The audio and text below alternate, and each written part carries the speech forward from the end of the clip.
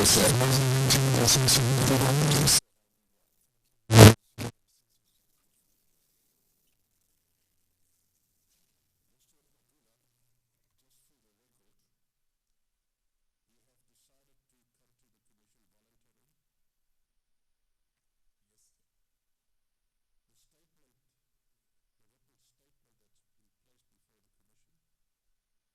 The statement? Yes, sir.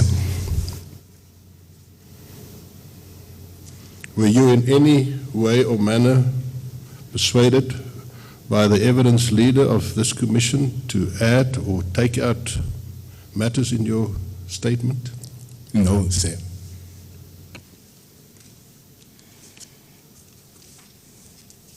Thank you. Will you then please start by telling the commission, first of all, who Paul Magula is? Thank you, sir. My name is Paul Magula. I was born in Limpopo, Venda. I matriculated in 1994.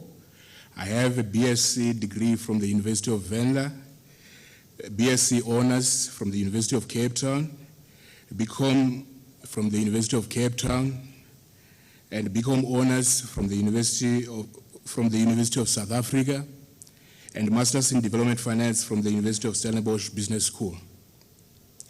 Prior working for PIC, I worked for Alexander Forbes, and I worked for Deloitte and Standard Bank.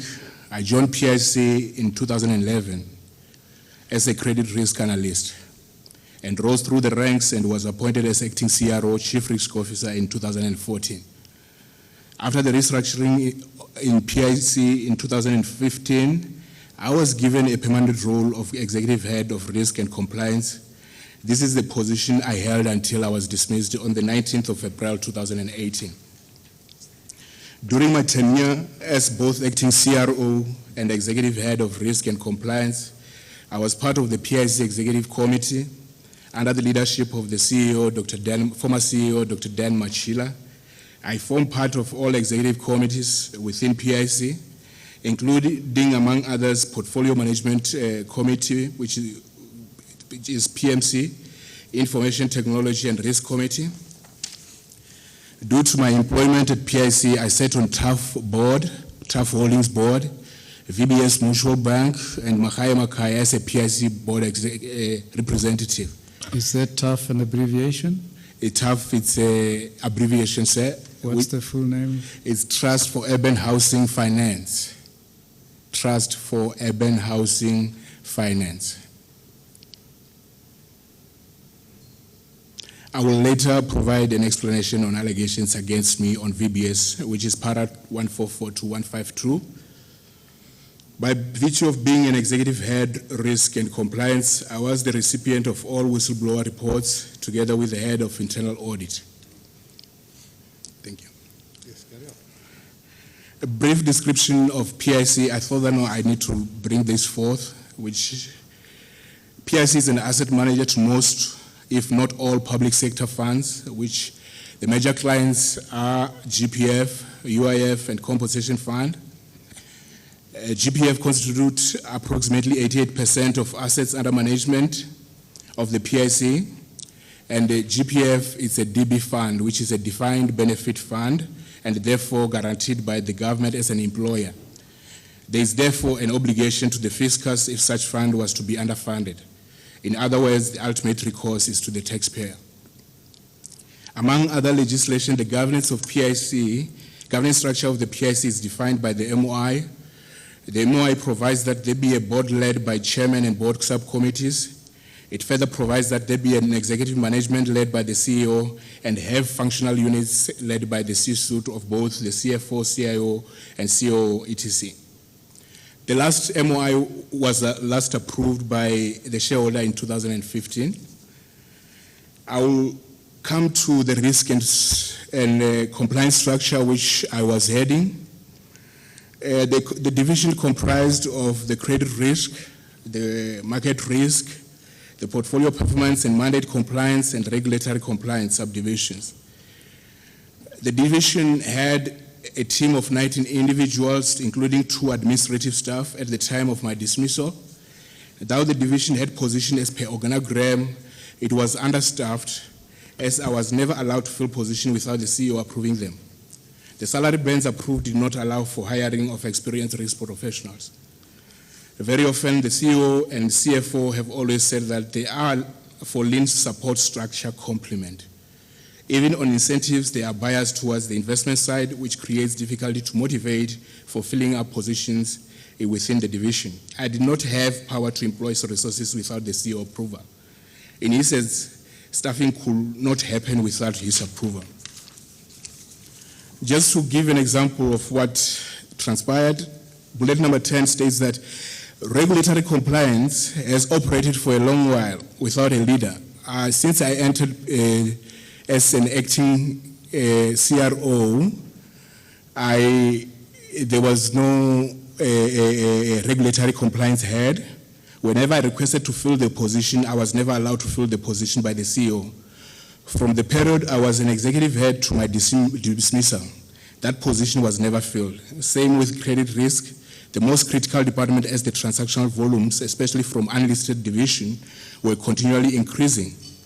This critical department had only 2 analysts, and I have to start training some market risk analysts so that we can compensate for lack of capacity within that environment.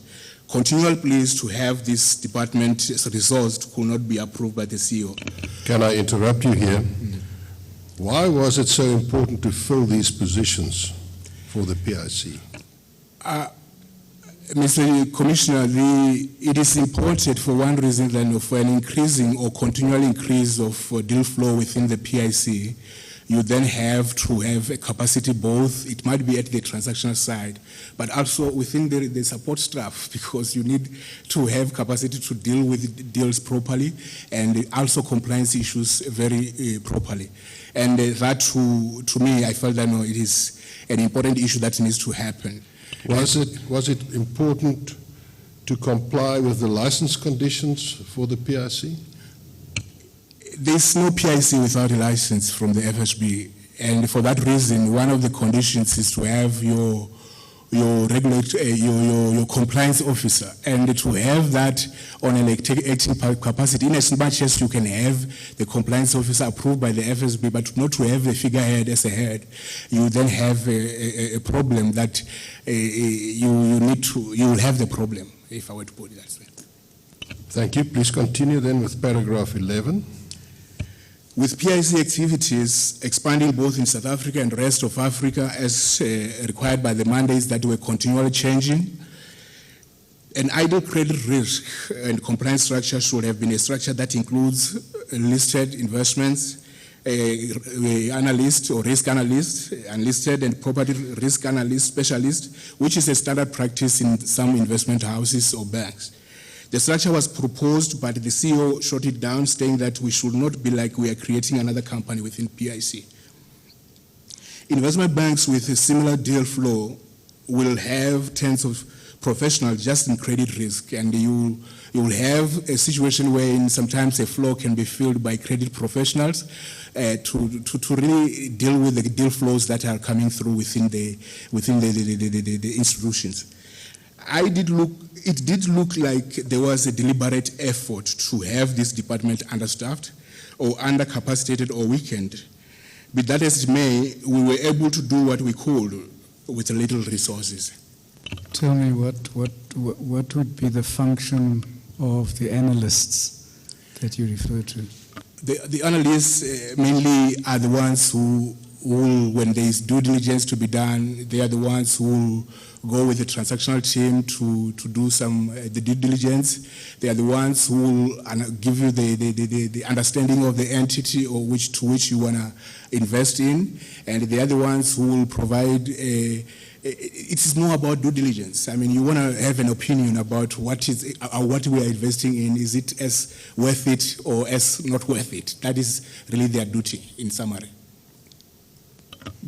Do you, in doing that work, or the analysts in doing that work, go back and check who is in charge or on the boards of the company that wants funding or that applies for funding? The analysts will have sight with that. I mean, I will state this, Mr. Commissioner, that the road to due diligence is comprised by both transactors. There are ESG people who will be in the analyst also. There are ESG and the credit risk analyst, which they will have the understanding of both who are involved within the company, from governance level, from operational level, from financial level, and then everything about the company, they will be party to it. And some other guys will be focusing on, like ESG, they will be focusing on social and governance issues. The credit risk will will have the understanding of who is the team that is backing this company. They will have the sight of that, and that is what will happen. Thank you. Just a question, Mr. Magula. Thank you, sir. In the fixed income division, the bonds division, Yes. they had their own credit analysts, isn't it? They were separate from from your division. Is that correct? That is correct, Mr. Commissioner. Thank you. Okay. All right. Thank you. Thanks. Yeah. Thank you. Can you then continue with the topic of governance violations in paragraph or Roman 2, paragraph 14 of your statement? There were several governance. Oh, In paragraph, the one paragraph you mentioned all types of risks. Where was the corporate risk department, sort of the enterprise-wide risk department? my apologies, sir, because in fact I didn't include it on the subdivisions. That should be part of that. My apologies. It's just an oversight.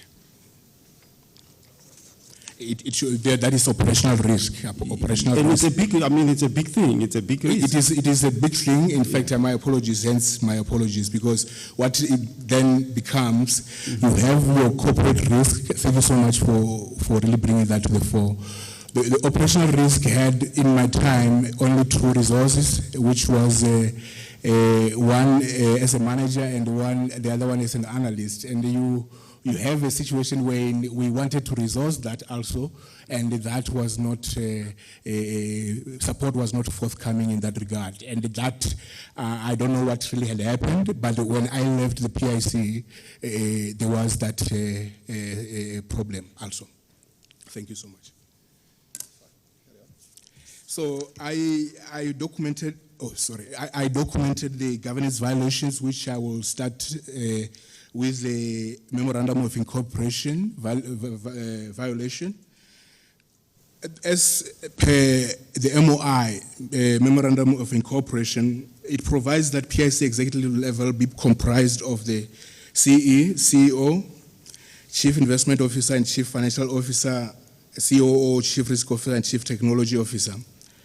The MOI also provides who should be appointed as executive directors, and it's approved by the shareholder with the recommendation of the board. A governance review was performed by a then board member, Mr. Vujek, who has already come here in the commission. The issues raised on this report were never addressed. Instead, the entrenchment of over-centralization of authority to both the CEO and CFO has continually undermined the effectiveness of oversight of the organization and risk organization. The current PIC organigram.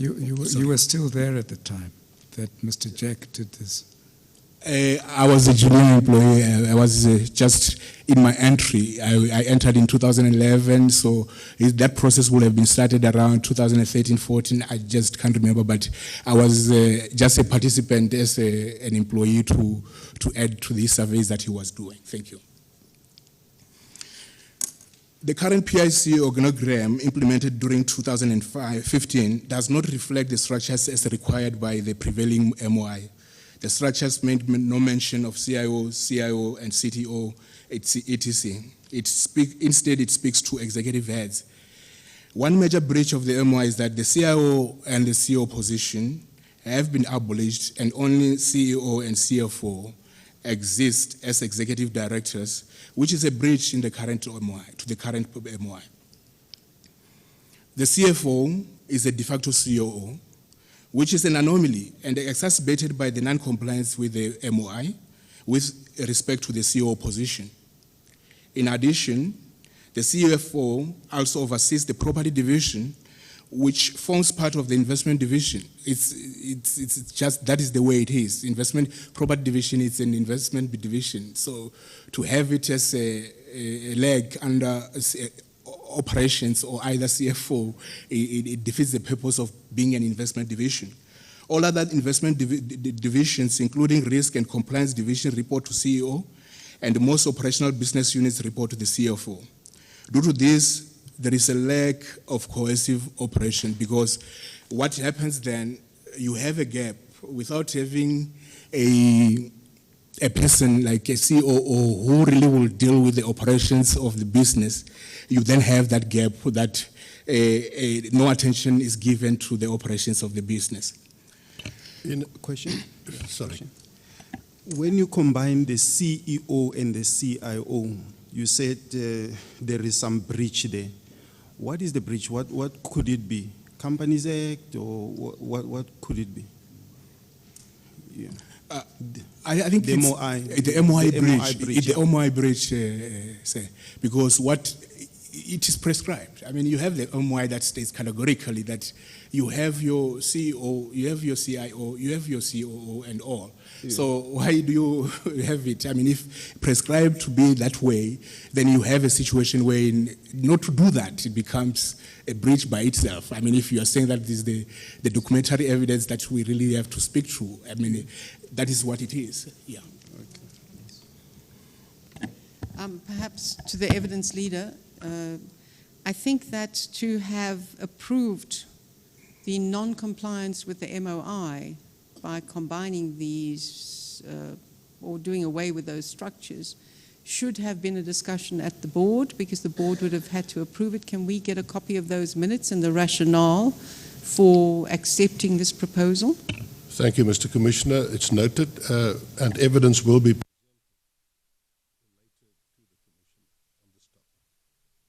I think it would be important to get the minutes that should have provided for acceptance of this restructure, ignoring the MOI.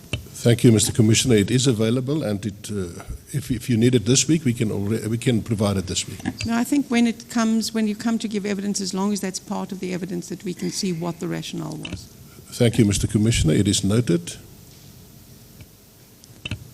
My question is, Mr. Magula, in a normal business environment, in a big investment company, will a CFO in that business environment have the experience to deal with all these investment people reporting to his or her? No, it won't be.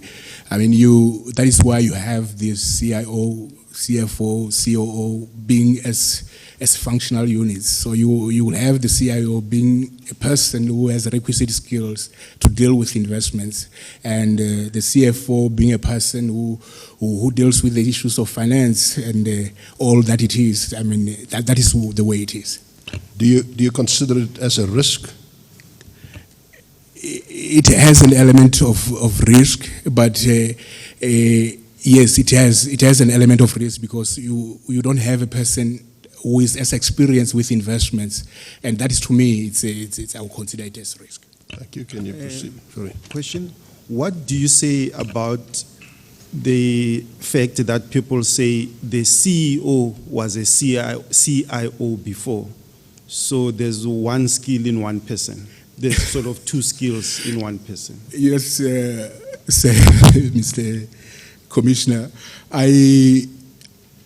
I have some discussions that I've documented here, which if I were to be permitted just to follow, I will really bring that to the fore, what my sentiments are. Definitely. But if I could, before you do, and because I think that is a very important question, yes. Because normally your CIO and your CEO are checks and balances as well. Yes. But perhaps, again, evidence leader, this MOI, etc., should have been a subject for the regulator. And what was the regulator's role in assessing this violation? And did they take or make any investigation themselves, condone it? What was done? So perhaps if we could find out from what was then the FSB about what their understanding of this non-compliance with an MOI was and their own stance on that. Thank you, Mr. Commissioner. I can place on record that I've invited the organization to come to the Commission, to come and explain it, and to also explain their regulatory work over the past 5 years. They prepared to do so voluntarily, and they will, during this week, come to the Commission, I hope. With all investments divisions reporting directly to the CEO, the CEO position becomes the most powerful position, where what could have been the functions of the CIO are now sitting with CEO, and what could have been the functions of the COO are now sitting with the CFO. Due to this, all other executives or executive heads became demoted and have no say in decision-making within PIC. Meetings of EXCO are like a conversation between the CEO and CFO. Transactions are approved in line with their instruction rather than proper investment evaluation. Any view or contrary to theirs is seen as though you are an enemy. When they are both not in the office, no decision could be made on a transaction unless the one delegated to chair, the meeting has been made aware what transaction should be approved. Otherwise, there will not be any transaction approved without their say. Those transactions or decisions that not taken in their absence will be ratified by them when they come back to the office. Even during this period where they are not in, if you raise a voice contrary to what could have been, what was supposed to happen, you have a feeling that a report has been given to the CEO or CFO about what you raised in a meeting in their absence. The decision will still be forced through. Investment decisions were not based on rational investment interrogation. Sanctioning committees were there to rubber stamp the decision of the CEO. In most investment houses, CFO is never involved in investments, and CEO is only involved as much as reputational issues or governance issues are involved. Can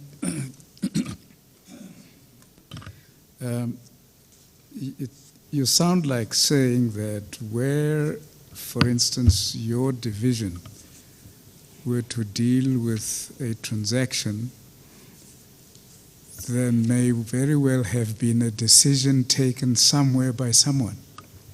Exactly, sir. Yes. Can you elaborate on that? Yeah, I mean, we had instances where, you might have an opinion about an issue, but it will go through. That's what I'm trying to say, sir. And I have put across some examples which we'll discuss later, like your project Lancaster Blueback, which has been ventilated here. IO was ventilated, but Project Blueback will be a case in point that such has happened. Thank you. It should be noted that prior October 2006, I stand to be corrected on the specific time. No EXCO and PMC meeting will correct if both CEO and CFO are not present. The power was too centralized between the two executives.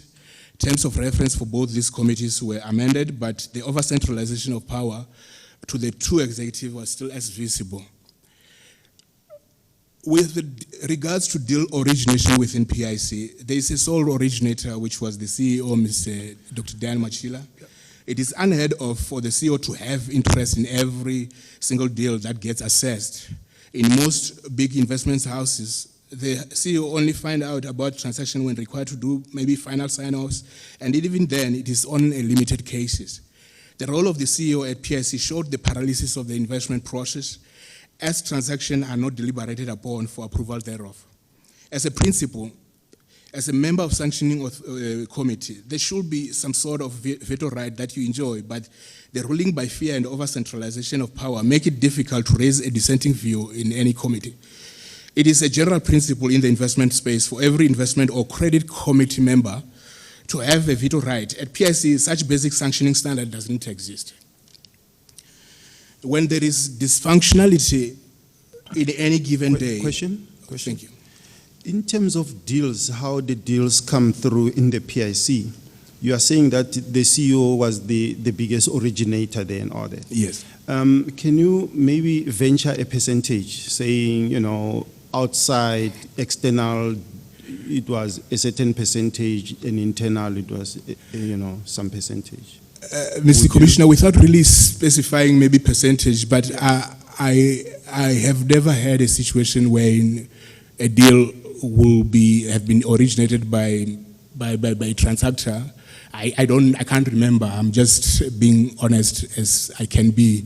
I haven't had that situation, and you see that coming through even when you go to the meetings, when you have the feeling that no, hey, listen, you need to be aware that no, this came from the sky. If I were to put it that way, it came from the top. That is what I'm trying to say. So I really will to put a percentage. It will be very difficult, but. I'm just trying to say almost, and that might be very wrong to say that. So are you saying that it was not worth people going through the normal channels to put transactions, from the streets, basically? Yes, I'm saying that. You're saying that? Yeah, because what I'm trying to say is that whatever you will have done, if someone would have come from the streets and met maybe a transactor, the sanctioning should come to the CEO. But even that, I'm saying that no, it rarely happens, because the fear is that, what happened? That is so most of the things were coming from top down. That's what I'm trying to say. Meaning that people were just told that there is a transaction, you must start working on it. That is exactly. That came from the top. That is exactly the point. And what I fear there further is that I stand to be corrected, and I won't say it as a matter of fact, is that even the deal structuring were coming packaged in a way, because to question certain things within that deal will become, you find that you are truly venturing too far from what probably has been proposed, and you just have to work within what what probably is there. Yeah. Didn't that make things difficult for you people who do some work on the deals that come from the top? Didn't that place some difficulties? I wish. Would the analysts, for instance, analyze it truthfully and go through everything properly, and in the end say this is not a good deal? Mr. Chairman, I just wish the commissioners could appreciate what the analysts within PIC go through. And that, to me, it's a reality that was the case. There was no way. These guys were just like, you are an administrator or collaborator of information to get the deal across the sanctioning authority. That's what I'm trying to say. It was difficult, and there are people who resigned within PIC who didn't feel that, no, in as much as the analysts, they are getting the experience that they need. You grow from an analyst to become a deal originator, and that is a skill that gets to be harnessed over a period of years, where you grow as you are looking at how people do. But when you don't have such opportunity, surely that becomes a hampering to your career and the knowledge that you really want to gain from doing such, if you claim to be a transactor for that matter. And just as a follow-up, Mr. Siani said that they never had any power to talk about valuations and all that. Is that part of the problem or the issues? That is exactly the point. Mm-hmm. Thank you, sir. Okay. All right. When there is dysfunctionality in any given day, blames get shifted to executive heads who have no power whatsoever, as power rests with the two executives. At times, the CEO and CFO will make all and sundry aware that all that is done at PIC is their responsibility, and nothing could be submitted to any committee without their authority.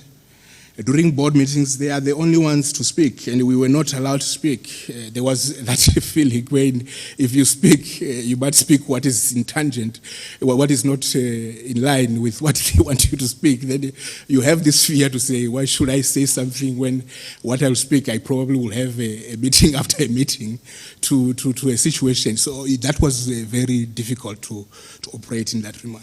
Can you just explain to the Commission why then were you called to the board meetings? I mean, maybe for numbers, but as to what the reasons why we were called if we cannot raise any point, I do not know. Just as a question, you know, Mr. Magula, is that within asset management companies, they like the culture of questioning transactions and checking them out and sharing ideas, so, you know, not to make big mistakes and lose billions of rands. So I do not understand how that culture couldn't be fostered within the PIC, because asset managers like Coronation and all this, they actually they have a culture of questioning decisions and all that. And in a normal environment, Mr. Commissioner, that will be what we expected in a normal environment, but that was not the case within PIC. I mean, let me give you a scenario of maybe the person you know, Mr. Victor Siani, will come to the committee. He will come with a transaction, speak. We then will just talk, but we know that no, we are talking just to. Once it gets into the committee, it's already a foregone conclusion that no, it has been sanctioned. So for that reason, there will never be a decline, if I were to put it that way. In a way, just to get back further to that, it just shows you that no, if you were to look at what were the transactions that were declined, I mean, if you look at that, you probably will have the sign of that to show you that, no, listen, it's not like there were many of those that were declined within the committees. I'm not talking investment committee, I'm talking here at the PMC or, yeah, maybe all the committees, because they were already sanctioned as the CEO wanted it to go through. That's what I'm trying to say. Yeah. So we, as investment professionals, we enjoy the language of debate, but it was deprived, I must say that. I mean, it was not as you would like it to be. I mean, if you will go further, when I go further, you will see transactions were done. We lost money, billions. And if we were to listen a bit to each other, you probably would have been able to really remedy or either being able to protect that situation if we allow debates in that regard. Yes. Knowing, paragraph 24, knowing how powerful the CI position is, the CEO, in fact, maybe 23, the MOI has never been complied with since the CEO took over the helm as CEO. When Dr. Machila took over as CEO, he introduced a structure contrary to the MOI, consolidated CEO and CIO, which will remember he was the CIO. Knowing how powerful the CIO position is, he did not want to give such power to anyone, hence consolidation of the two positions, CEO and the CIO. This left the CEO to be in the position where no decision at PIC can be taken without being approved by him. The current structure is in breach of the PIC MOI. Thank you. Can you proceed with paragraph 25? Mr. Commissioner, I seek to raise an issue of conflict arising from PIC board members' appointments to investee companies. That is the principle that I put that paragraph in. Currently, the PIC board members could be appointed in various PIC investee companies. Such appointments are sanctioned or approved by Director Affairs Committee, which is chaired by the chairperson of the PIC board. These board members and fees could be worth millions in total from these investee companies to which they were nominated by PIC. It can further be reasonably assumed that their travel to an investee company board meetings are paid for by investee companies. Most of PIC current board members are PIC representatives in PIC investee companies. Of concern is the Sorry, conflict of, oh, sorry. I think I just want to get clarity on that. And perhaps again, evidence leader, we could look at that in specific instances, because I would have thought that any of that remuneration for serving on a board, given that you are sent by your organization, is either a no-fee basis or a fee that goes to the corporate, not to yourself. Thank you.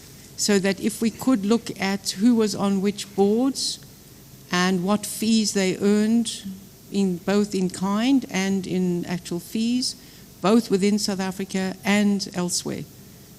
So that wherever there has been at a senior level board members who have been on other boards, what was the amount per annum from which board they sat on that the fees were earned. And perhaps in specific, you were on the VBS board. Mm-hmm. Were you directly paid fees for serving on that board? No, Where did those fees go to? they came to the company.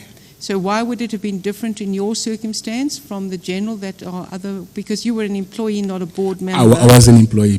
And would that then be different for board members serving at the behest of the PIC? And I think that's what I would ask, if we could have presented which board member served on what boards, what was the fee income paid either to them or the PIC for service on that board, and over what period? Thank you. Mr. Commissioner, that will be presented. And I think it is important to mention there must be a distinction between non-executive directors serving on boards and executive directors serving on boards, because it's two different situations. The evidence will be that the executive directors serving on boards earn directors' fees. That fees will be directly paid to the PIC. But it's not as simple as that, and we'll deal with that. The non-executive directors serve on boards, and they earn directors' fees, and they paid for the expenses and disbursements, traveling, etc. And Mr. Magula will deal with that now in his evidence, what happens in those instances and the possible conflict, etc. Perhaps just a small addition, if we could see what, when we're looking at the non-execs, because that's where the materiality is, because obviously if the execs, it goes into the PIC, but for the non-execs, what proportion of the funds paid to them were as directors of the PIC, and what proportion of their earnings per annum came from serving on other boards? Thank you, Mr. Commissioner. That will be dealt with.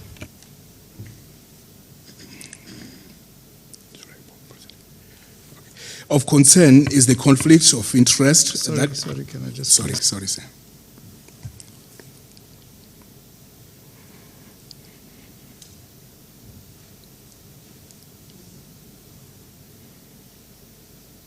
Just for clarity, this is the question of boards where PIC non-executive directors were placed on those boards at the behest of the PIC. That is exactly. Yeah, not other boards that they may serve on in their own private capacity.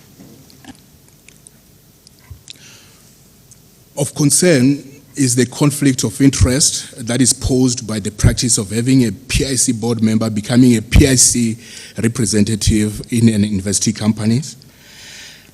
Sorry, Mr. Magula. Again, just please, when you address this to the Commission, please remember the difference of non-exec directors and executive directors serving on the boards. Let's first deal, I think it's going to be easier, with non-executive directors serving on boards and the possible conflict. Okay. I need to clarify that where I say PIC board member, I'm talking about the non-executive directors. Thank you. Thank you. PIC board members are conflicted in favor of the investee company that pays them income. Such a conflict could be to the detriment of the PIC. Sorry, perhaps just in that regard, that may be correct, and it may not be, because if you serve on a board, a non-exec member at the behest of the PIC serves on board X, your fiduciary duty in that instance is to that company, not to the PIC. That is where your responsibility lies. You may have been put there at the behest of the PIC, but your then responsibility is to do the best for that company and to owe your duties to that company. Accepted. Yeah. Thank you. The appointment of such PIC board members to PIC investee companies is mainly influenced by management. I think this is the crux of where I'm coming from, to where I wanted this issue to be ventilated by the Commission. I've already stated that the management is what the CEO is. Nothing happens without his approval. So that is the gist of what I was trying to bring. Who makes recommendations to the DSC? Remember, nothing goes without his approval. To some board members, board fees are sole source of income. This makes it difficult for such conflicted board members to hold management to account. In essence, this creates loyalties to the management. That's what I was trying to put in on the, of PIC, which is the CEO and the CFO in this regard. The board members who depends on board membership from investee companies are effectively captured by the management, and hence there could be strong defense if there was to be accountability that needs to be put forward. And I have put the word there, strong defense for the CEO by the outgoing board if there was to, but that is the gist of what I was trying to bring forth. Can I just try and sum it up for clarity? A non-executive director is appointed to a board of a company outside the borders of South Africa, say for instance in Mozambique. The director's fees paid to that board member is the sole income of that board member, except for the income as a board member of the PIC stipulated in the statute. If I understand you correctly, then that non-executive board member on the company outside the borders of the Republic the perception will be at least that that member is more loyal to the company outside the borders, and trying to keep that position, they will be loyal to the CEO. Is that what you're trying to say, or am I completely wrong? That is exactly what I'm trying to say, it creates that loyalties. I mean, once you have a board member appointed by the management who probably can be not performing at a certain period, you have a situation where if they are the ones who can be the ones to make the CEO or management to account, the loyalties will be who really balanced my bread. I mean, that will be the case, and that is where the issue is. Those loyalties can be very confusing. Who would, if someone serves, say, on the Anglo board or Steinhoff board, could the CEO actually remove that person from that board? How would that happen, maybe underperformance or other things? Could the CEO remove that person? I think let's accept that for a listed company, that it's appointments by maybe an AGM of some sort, but it's their nominees that gets to be sent within PIC to those. But here we're talking about situations but the influence is not removed, so you can have influence to have that depending on, you understand. So, but on the unlisted space, the management are in control of what and who should go to those places. That is what I'm bringing here. It's mainly an issue of, I think the listed space will have some sort of checks and balances that gives that opportunity to say, even if you were to be as influential, it cannot be that you bring this one because the AGM will have the right to approve that. But on the unlisted space, you have that difficulty wherein the management has such influence to have that. Yes. And could you have a situation where you are on the board of Steinhoff or Anglo, and then the CEO removes the person and says, we are bringing a different board member? Mr. Commissioner, I think that will be difficult. Yeah, that will be difficult because of the checks and balances in the listed space when AGM and the shareholders will vote on that. But it is a process within PIC. We might have someone we prefer, but it might not be that that person might get an opportunity to get into that board because shareholders need to approve such. So that it's Let me check it again. So in the unlisted space, has that happened where people are changed around and all that. That's happened very often, yes, that happens. It has happened. It does And happen. the CEO has done that and all that. the ex-CEOs. What I'm saying is that with the powers that he has, with nothing that flies without him, I think we need to follow that logic. That makes it difficult for Paul or anyone to, without even debate, to just say, no, this person needs to be. That is not the case. Yeah. That is what I'm trying to say. All right. Thank you. Thank you. So that, of course, is a conclusion or inference you draw Yeah. from the fact that the CEO is the one who recommends the name. There's inference and also some sort of a bit of knowledge. I mean, I'm talking being an outsider, being dismissed, but I mean, these are issues that I'm raising because they were a concern which I could see that no, it can be an issue that can be. So it's inference and partially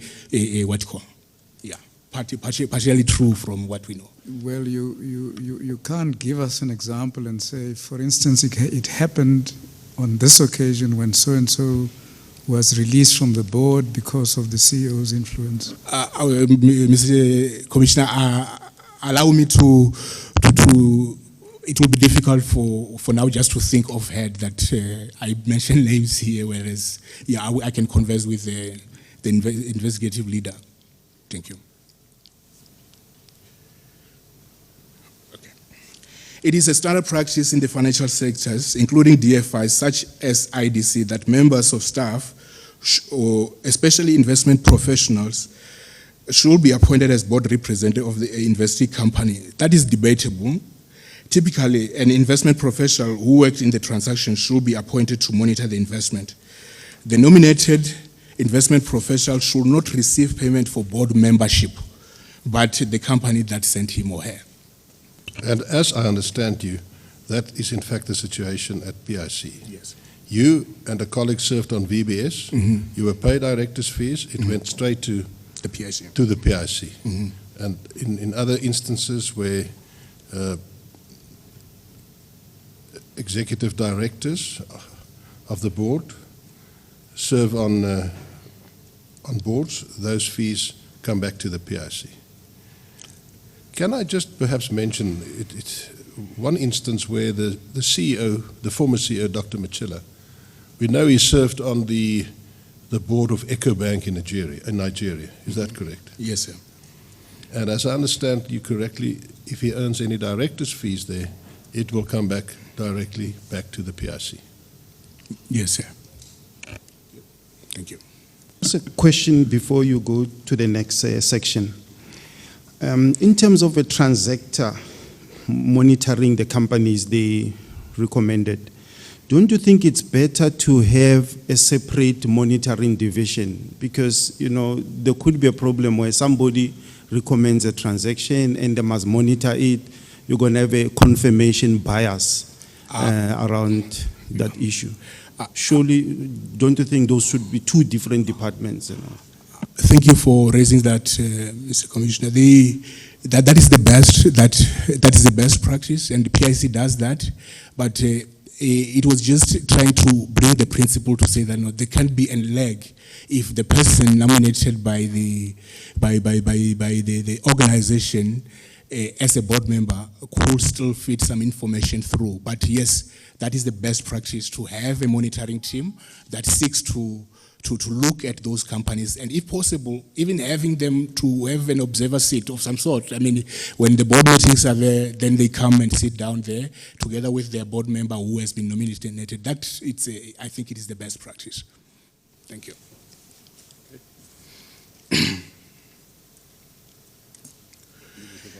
Violation of the whistleblowing policy and the Protected Disclosure Act.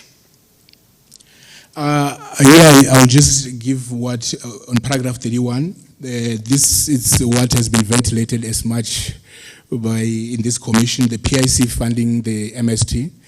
MST was solely funded without Madam Pretilo in the picture. It was solely funded as an entity in its own right, and we need to clarify that. But maybe just to dwell on the issues that I wanted to raise, just to give an example of what I was trying to get to with regard to whistleblowing policy and Protected Disclosure Act. PIC funded MST, Mobile Bus Manufacturing Company. MST was funded to a tune of 21 million. At the time, one pretty low, an alleged friend of the CEO, was looking for funding for other projects which were deemed not viable from PIC. So it was a separate thing. There was nothing whatsoever wherein Pretty Law was related to MST. We need to clarify that. MST was approved in its own right and its own merits. During that period, we have since established that the PIC CEO, Dr. Dan Machila, requested one of the investee companies' director to assist Pretty Law financially, to be precise, with a tune of 300,000. The effort by the CEO to assist Ms. Law shows that he has a relationship with her. As to whether it is romantic or normal, it's not an issue. There was a relationship. PIC then leases a bus from MST, to which Ms. Pritlow was an agent between MST and the PIC through her company, My Son Holdings. Someone could ask, what is irregular within that? I mean, it's not an issue. You don't want to cast aspersions to anything, and that is the way I come from. Could it be that the CEO does this regularly with other directors of investee companies? That is another issue. Is it a coincidence that the CEO asked a director of investee company to assist Ms. Law, meanwhile PIC is approving a CSI deal of leasing a bus to which she is an agent between the PIC and the MST? Remembering that there was a request from the director or from an investee company director to give her some money in the tune of 300,000. As noted during the course of this commission, the loan to MST, like most controversial investments done at the PIC, is not performing. The board received the above allegations from an anonymous whistleblower, amongst other allegations implicating the CEO, CFO, executive head, and one member of the board, and opted to institute a review of responses presented to it by the CEO, and neglected to institute an independent investigation into all the allegations received violating the whistleblowing policy and all that. Just for record purposes, that executive head you refer to is executive head HR. It's executive head HR, yes. Instead of the board instituting an independent investigation, the board chose to exonerate the CEO and authorize the CEO to investigate the whistleblower. This is where some of us were dismissed, suspended, or paid out. I will come to the events that preceded my dismissal. Can I just interrupt you here? You have already testified that as the head of risk, all whistleblower reports must go to you and internal audit. Yeah. Now, this whistleblower report, or James Nugu, whatever they want to call it, was it ever reported to you? No, it was never. We saw it like any other person within PIC, as it was just like a flood of emails that came through the server. Did any board member ask you about this? No. Furthermore, that is paragraph 35, the board did not see any conflict with regard to delegating the appointment of an investigator by both CEO and CFO, and incidentally, the executive head of HR, who were implicated parties to the allegation. The CEO, CFO, and executive head of HR consequently failed to declare their conflict in the matter and continued to involve themselves in the matters wherein there was clear conflict of interest. It is in line with good governance of matters such as this to be handled by an independent person who is not an affected party. I feel that the board was complicit in this regard. It is quite strange, Mr. Commissioner, that the board, when it exonerated the CEO, Dr. Dan Machila, it saw it fit to allow him to handle the matters of leakage of information on allegations that affects him. But when dealing with Mr. Fidelis Madavo and Ms. Victor Siane, they could not give this to the acting CEO, Ms. Matsepo Mora, as they say she is an affected party. That was very strange from my side. Further, the board discontinued all investigation into the allegations against the aforementioned persons. Pursuant to the whistleblowing allegations made against the CEO and the aforementioned people, an investigation into the leakage of information was instituted as a tool to victimize and dismiss targeted staff members at the hands of the CEO, CFO, and executive head of HR in contravention to the Protected Disclosure Act. It is in public knowledge that myself, Vuyoka Zimenye, Bongani Matebula, Enes Nesane, the way Mr. Maisela, Rufunane Magobane were part of that list, bar Mr. Maisela, by the way. But there were 7 people who were there within that report. Those people who were party to the targeted people. As a result of all this, I, as executive risk, have been dismissed. Company secretary has since been suspended. IT security manager Simpio Maisela has been dismissed. Executive head IT was suspended and subsequently paid out without any wrongdoing. Some of these targeted people were requested by the CEO if they can be bought out from their contracts or be moved from their department to other departments or demoted.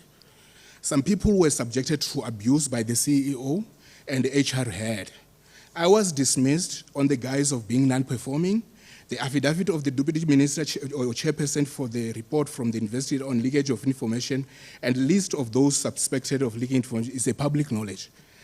The question I have is one: how were the person or samples of these people investigated and chosen? That to me remains a mystery.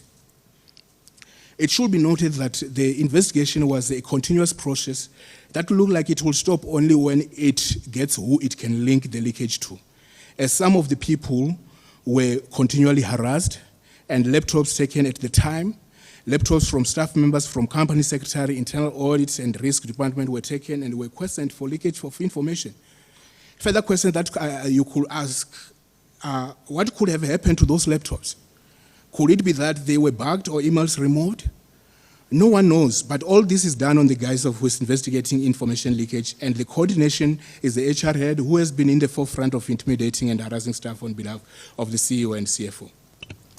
Mr. Commissioner, I'm going to move to another topic now, and I see it's 11 o'clock. Is it a convenient time to take the tea, Jen? The one question, you say that the CEO brought the bulk of the deals or they came from the top. How did he get these deals? How did they come through? Were people allowed to go and meet him at the PIC and all that? How did he get these transactions? Mr. Commissioner, I really do not know. I really need to be honest, I do not know. But what I know, you as a head of risk, you will have conversations with the transactors, and you will sometimes ask this just by passing to say what is happening, but never, I won't know, I really won't know. The fact is that there was a top-down approach in origination of the deals. That's what I'm trying to say. Yes, we'll adjourn until 15:15. Will that be right? Can we perhaps have a 20-minute? Experience has shown that it takes longer than 15 minutes to have a cup of tea. Well, let me suggest that when you're ready, you send people to come and call us. Thank you.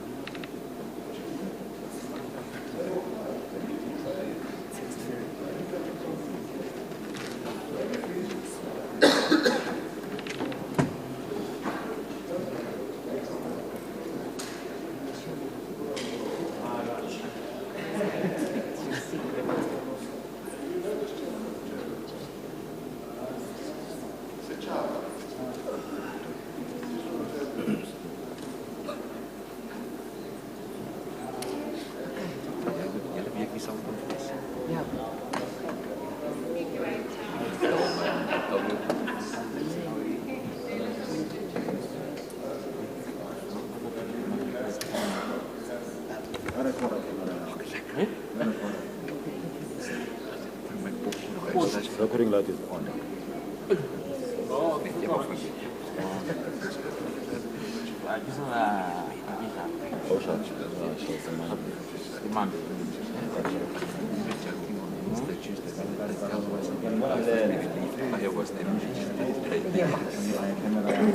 Also, if you don't like camera, I'll complain.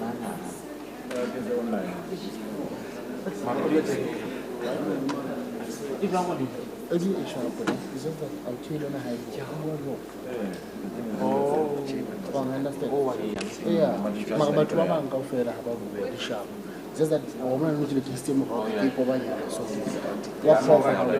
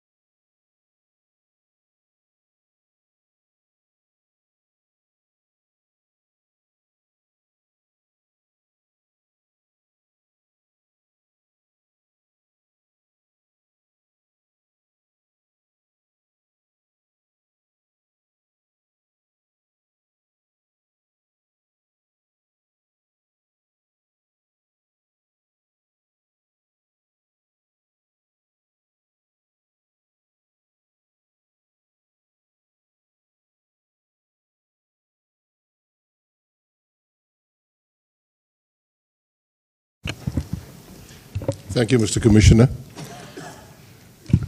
During the adjournment, Just to remind Mr. Magula that you're still under oath. Thank you. during the adjournment, you mentioned to me that you just want to clarify the top-down part of your evidence. I believe there are what they call walk-ins, or clients walking into the PIC, bringing deals to the PIC. Yes. And there are also what they call a screening committee, screening these deals before they go to PMC and further. Yes. And we had evidence of most of these deals walking in were not dealt with. They were, in fact, dismissed before going to PMC.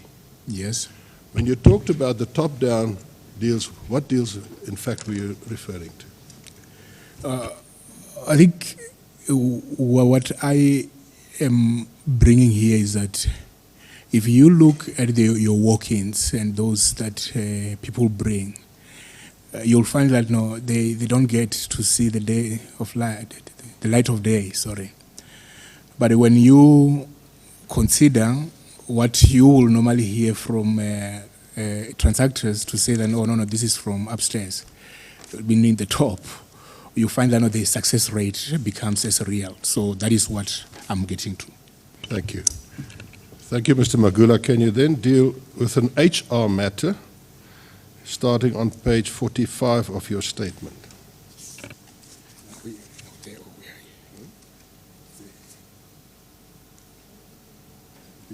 Number 10.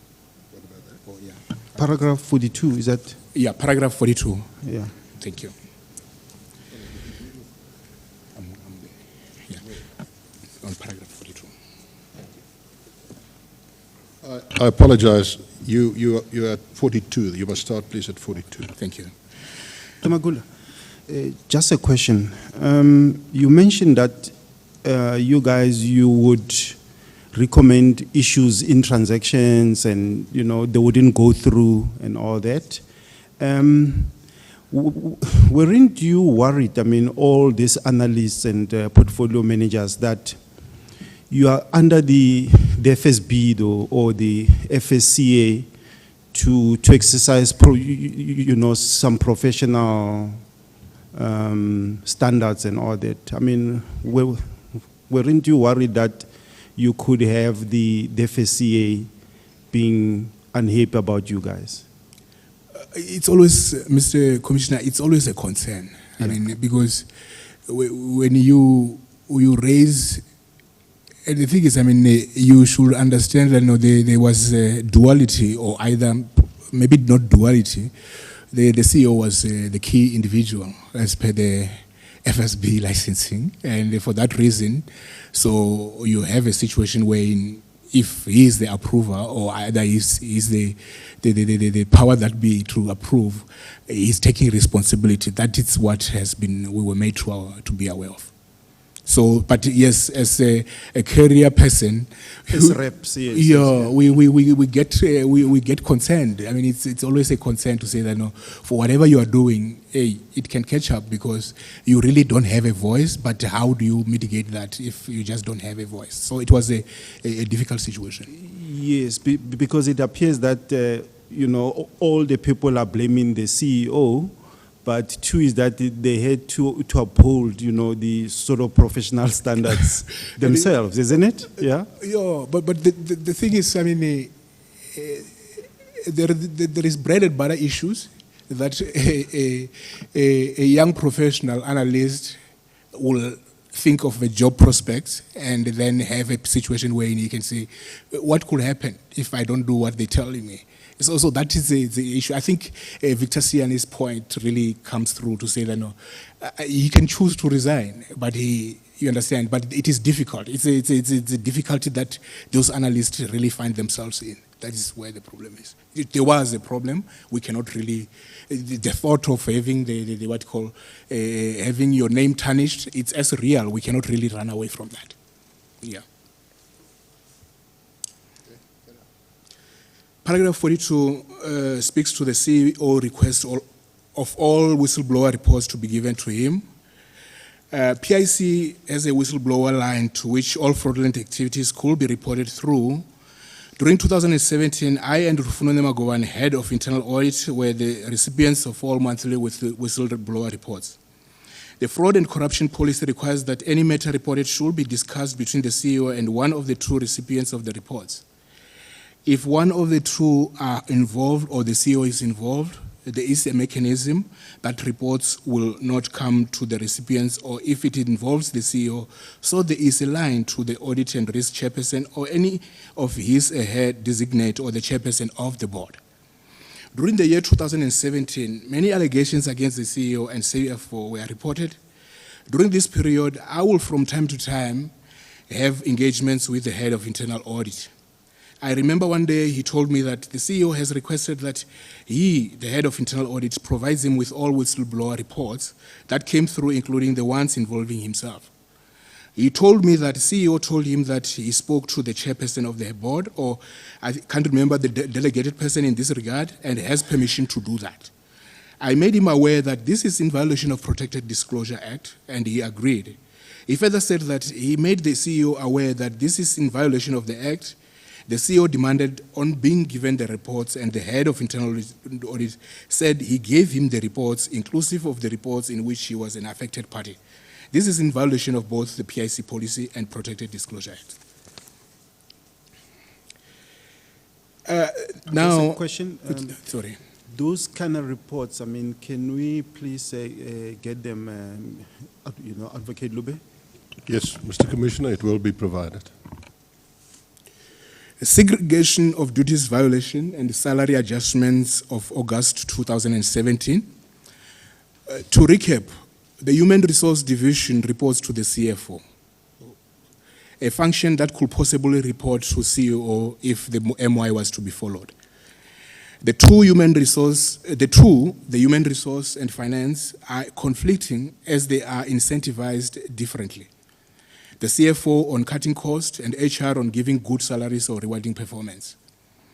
In re-emphasizing the over-centralization of power to the CEO and CFO, with assistance Mr. Chris Polwan, executive head, salary adjustments around August 2017 were never discussed with the EXCO, and no input whatsoever was sought from the executive management of the PIC. Principles of such adjustments were never discussed with the executive management at an EXCO meeting to have understood how calculations and all relating to adjustment will be done. Yes. Can I just ask a question there? I would have thought that while there may be conflictual approaches to this from an HR and a CFO, is it not the responsibility of the board to set the framework in which salary adjustments are made and so on? It's not a discretionary question of either HR or a CFO.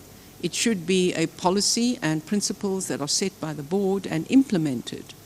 And if there are differences about implementation or pools or whatever, it needs to go back to the board HR committee.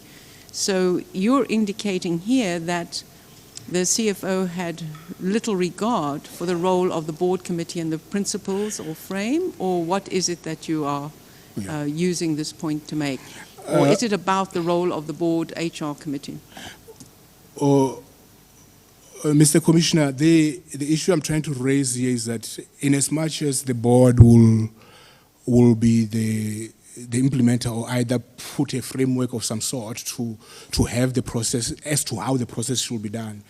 What has normally and has been the way it is done at PIC has been that executive committee so very often have a word across to say this is the way, or either even the CEO or CFO will have discussions with the EXCO committee to say this is the way the principles are, and if they say that no, it is approved by the board, then it becomes such an issue that can be taken straight away.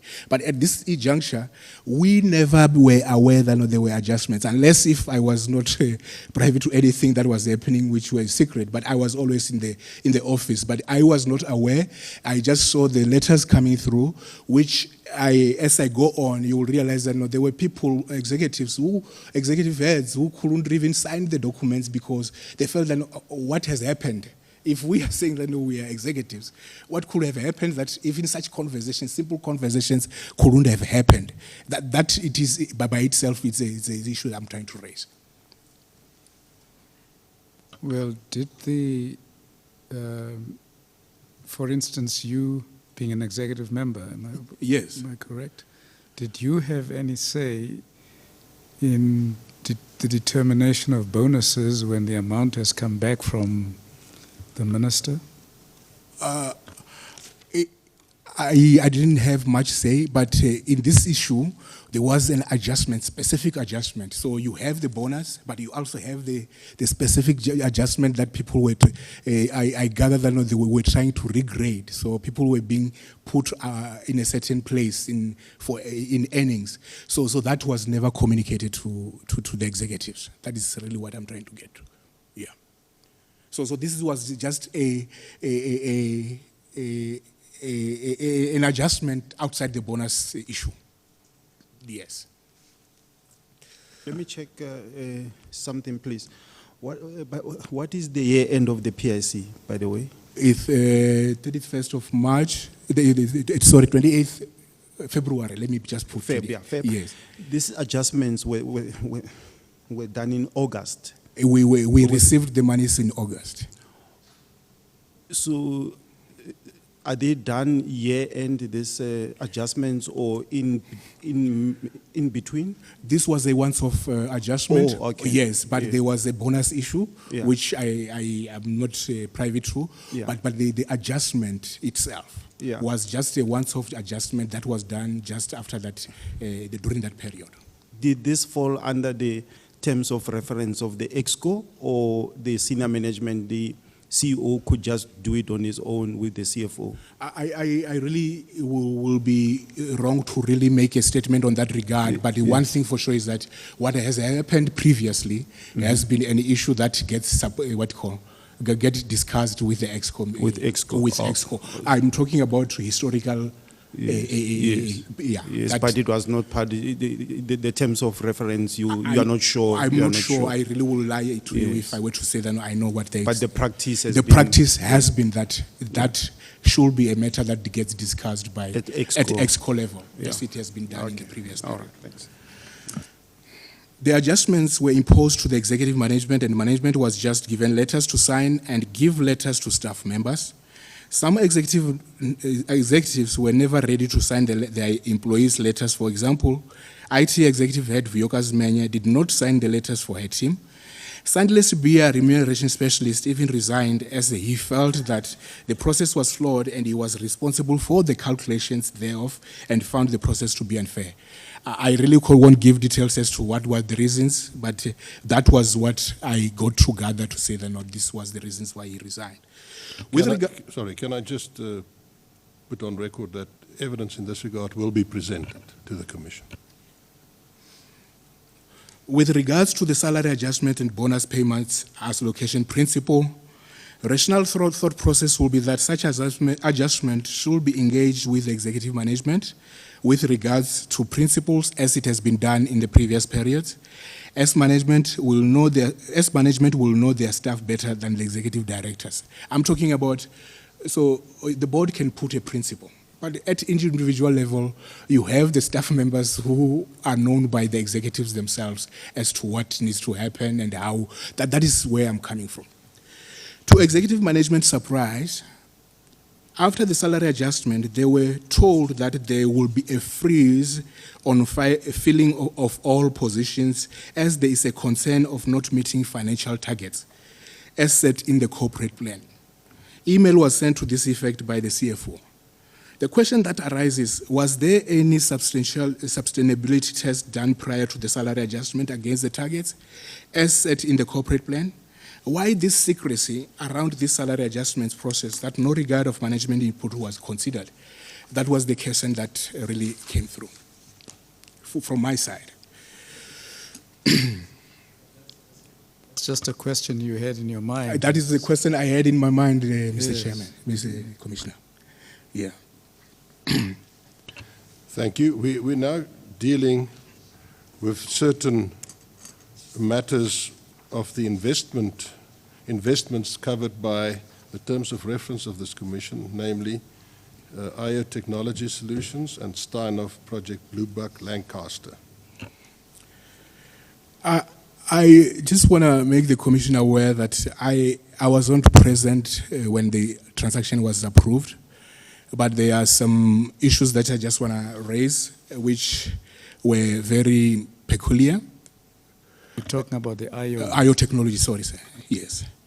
The first one, the 51, paragraph 51, the CEO was so desperate to have the transaction down to a point that he had to come from leave to force the meeting to happen to approve the transaction. The questions that come forth with regards to this are, why this desperation even when the senior members of the sanctioning committee, portfolio PMC, are not available?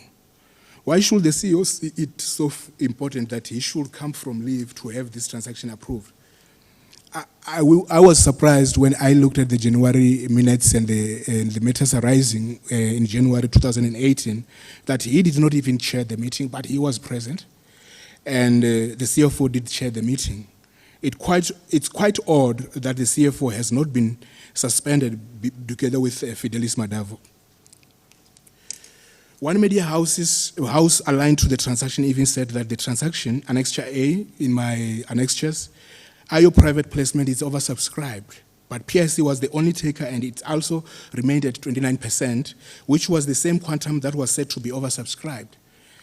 We expect, if oversubscribed, PIC to have a portion and other investors take a portion in that regard.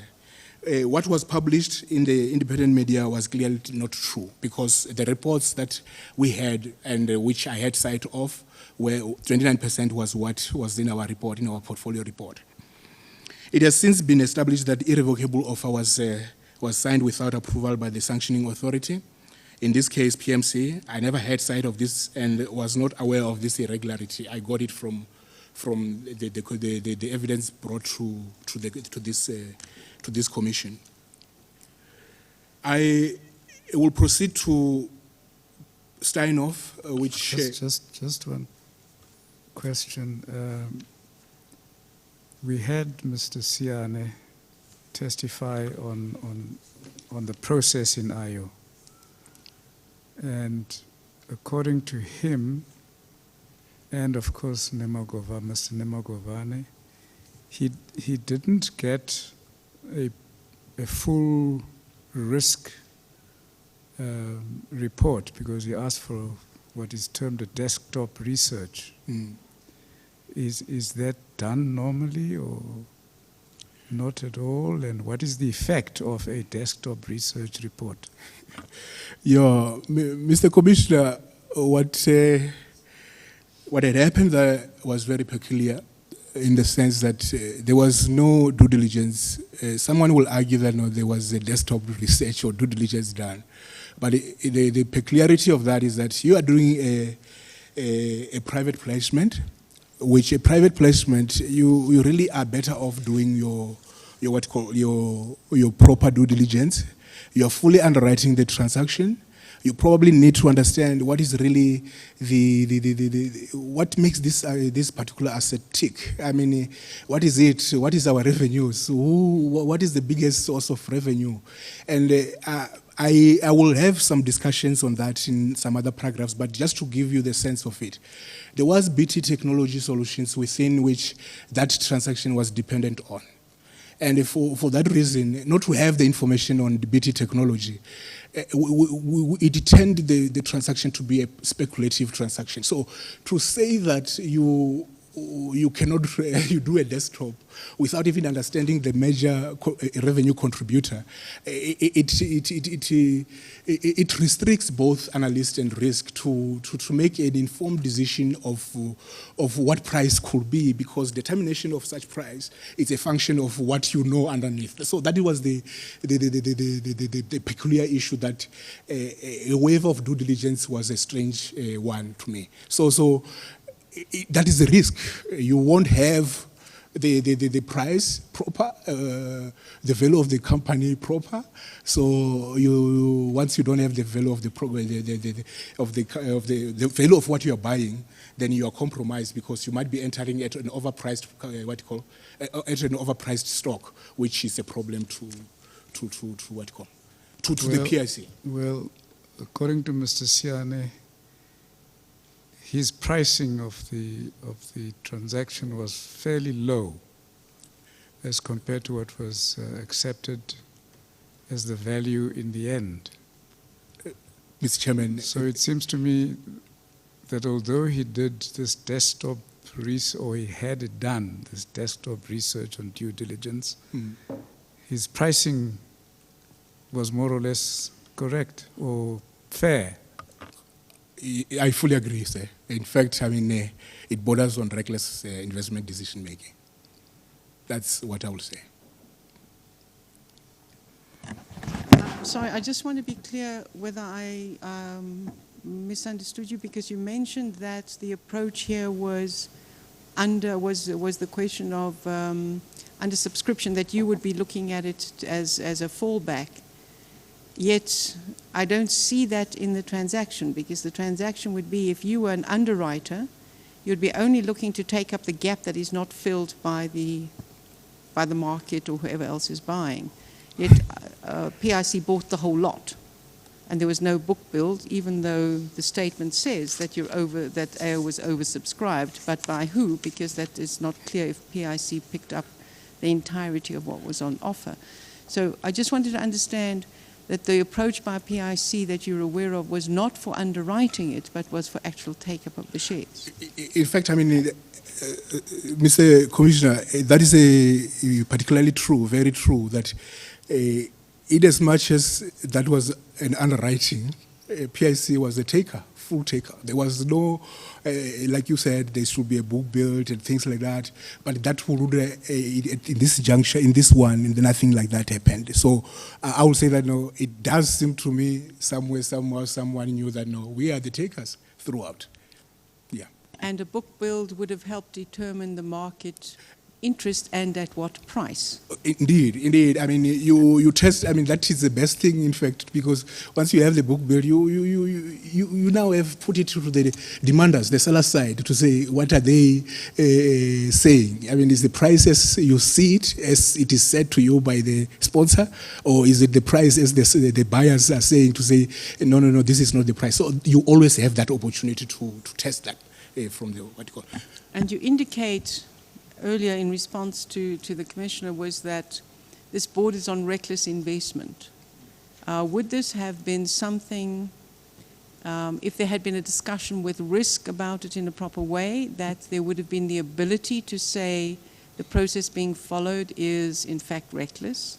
I will say yes, and furthermore, I will say, you see, the other issue is that you are having a put option, because you will remember as we go down, we have the put option. The question that arises from the put option side is that if you can have your capital being in a position to be returned as price fluctuates, you probably, if people are so pressurizing you to have it taken, then you will have been in a position to have been secured.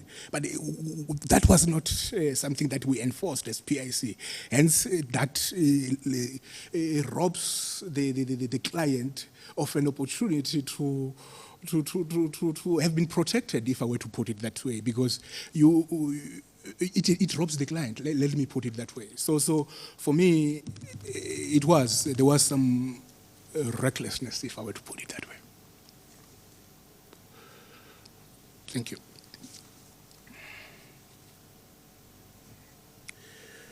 So we come to sign off Project Blueback.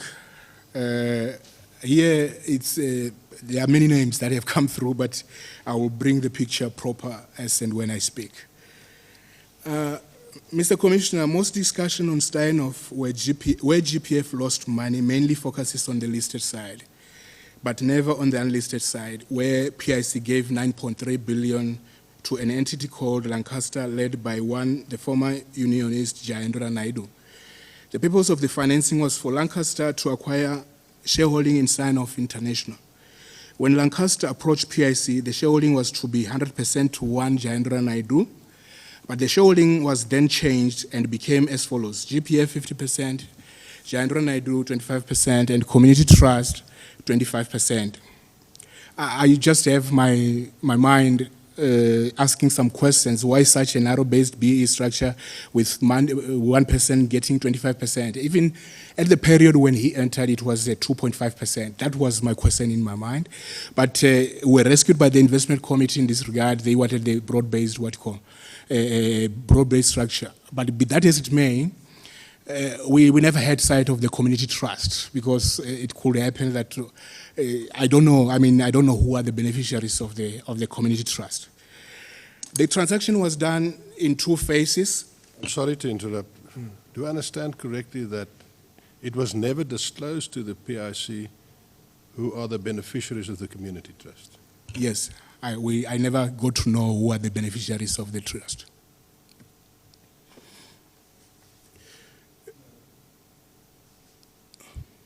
Are you saying that information was never disclosed, or are you saying you in particular don't know about it? I mean, in my privileged position, I should have been having sight. Compliance sits with me, and I'm also the head of risk. I would have loved to. I mean, it's only good that such be disclosed so that we know who this community trust is.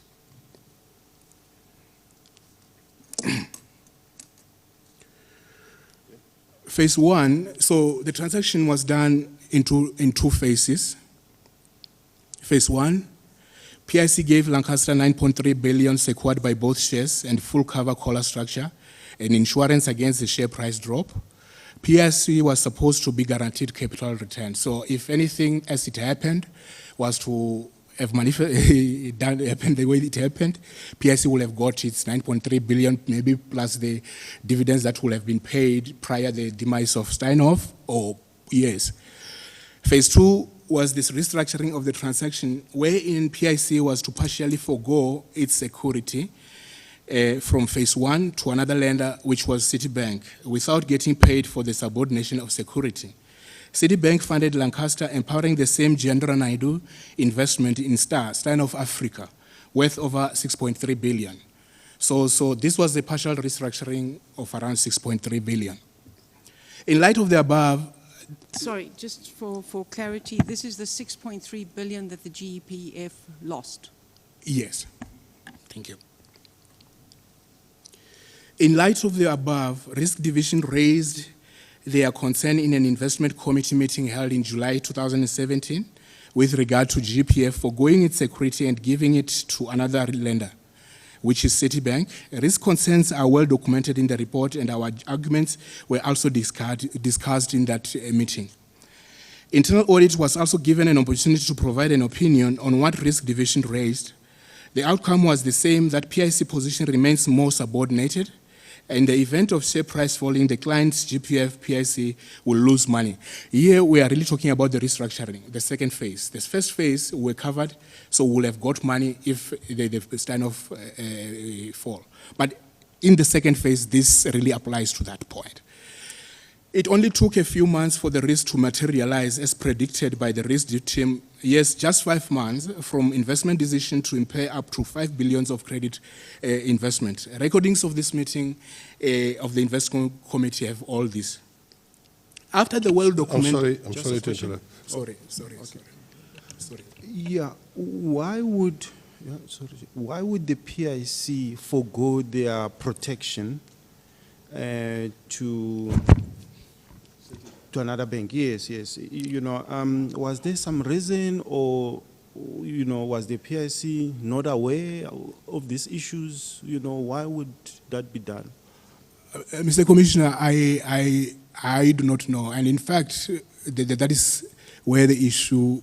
I would have loved to have ourselves having acted on the best interest of the client for that reason. But to be honest with you, I won't be able to give you the reason why the transactors will have loved to do that.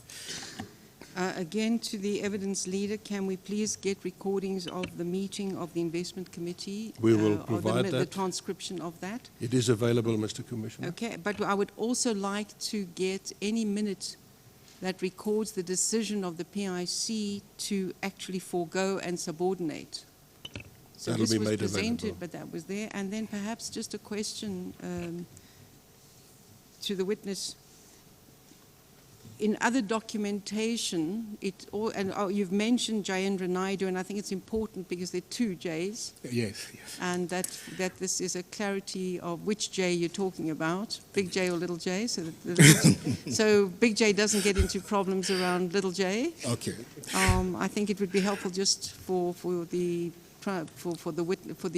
public to be aware which J we're talking about here. Yes. But in addition, in other documentation that I've seen, there's an indication that this investment for Mr. Jayendra Naidu, he was also paid a fee.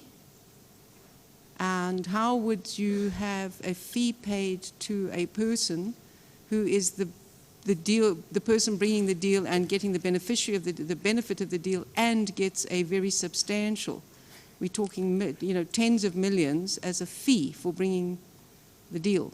Do you know about that? Are you aware of that? And if not, again, evidence leader, it would be very useful to have a full elaboration on exactly what entailed the awarding of that fee to the same party who gets 25% of the deal. Madam Chair, I heard about it, but I was not really privy to the whole thing. Thank you. Mr. Commissioner, we will follow that up, present it to the Commission.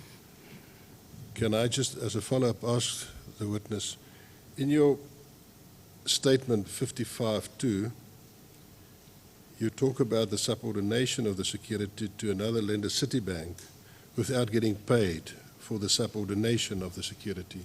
Is that normal practice in this business, that if you subordinate your security, you're getting paid for that?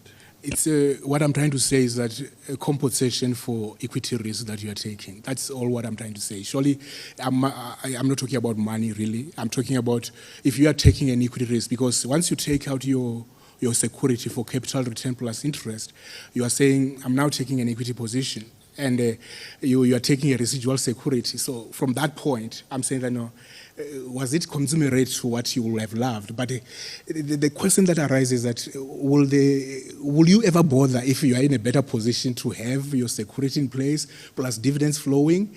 I mean, you sometimes you are doing a credit instrument.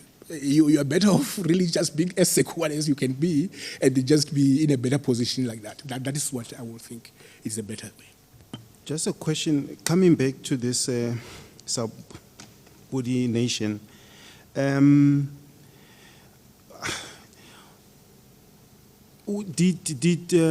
Did City, I mean, how did the PIC actually agree to this? Was this mainly out negotiated maybe, or there were some technical issues maybe that caught up with the PIC later that they went away of? How could this happen? I really would lie to you, Mr. Commissioner. I don't know how could we have done this. I don't know. I really will lie. I don't want to lie to the Commission. Thank you. Well, who would have been involved in the decisions taken in relation to these aspects? What is as visible, there's an IC, you'll remember, I mean, this is a massive transaction, so you'll have the CEO, there will have been discussions in that regard. I mean, and there are transactors who, I will say that, will they have had knowledge of the totality of what really was at play here? I will lie to you, but 9.3 billion, it's a big number. Surely the CEO will be party to that, and maybe also the chairperson of the board of the of the investment committee. Those are the people that I will think they could be involved. But I really I don't know who will have been involved. But what I saw at the meeting and the approval thereof. Or it could just be pure risk taking. I mean, it's not about negotiations, or technical issues, or it could be just the PIC said, we'll take the equity risk. But you see, if that is the case, Mr. Commissioner, why don't you take it yourself than to fund someone? I mean, if you are really saying that, no, I want to take, I love Steinhoff, why don't you go and buy yourself? Why should you give money to someone? That is where my point is, to say, why should you, I mean, you probably you understand investments, surely, why will you, if I have the money to buy and I love the stock, why don't I buy it myself than to give a conduit to invest on my behalf and then subordinate and still do the same thing that I probably am doing, which is to take an equity risk. I find it very odd, and I stand to be corrected. I find it very odd. Thank you. And of course, such decisions would be recorded somewhere. Yes, they are recorded. Thank you.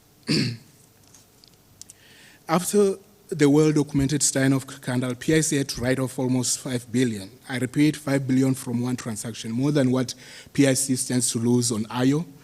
The debt-funded deal should have been structured to protect the PIC in case of the share drop through a combination of your share covers and your insurance, which are hedges which we had in the previous phase one.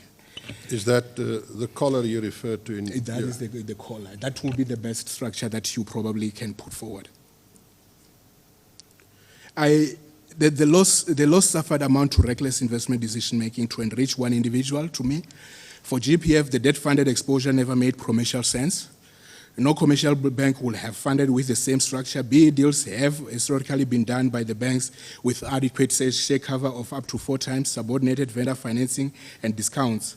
PIC provides financial support for one-on-one share cover with an inadequate protection. That is a very, very risky situation, and returns that do not compensate for the high risk that PIC exposed themselves to. No single investment house fund that deals like that. A question? But if you look at the bulk of the transactions, debt-funded, transactions from the PIC, it looks like it adopts this kind of a structure, so one-on-one cover and all that. It's not as stringent as what a typical B transaction would look like. And Mr. Commissioner, that is what I wish the Commission can recommend, to have this, because the point is this: you cannot have a one-to-one situation.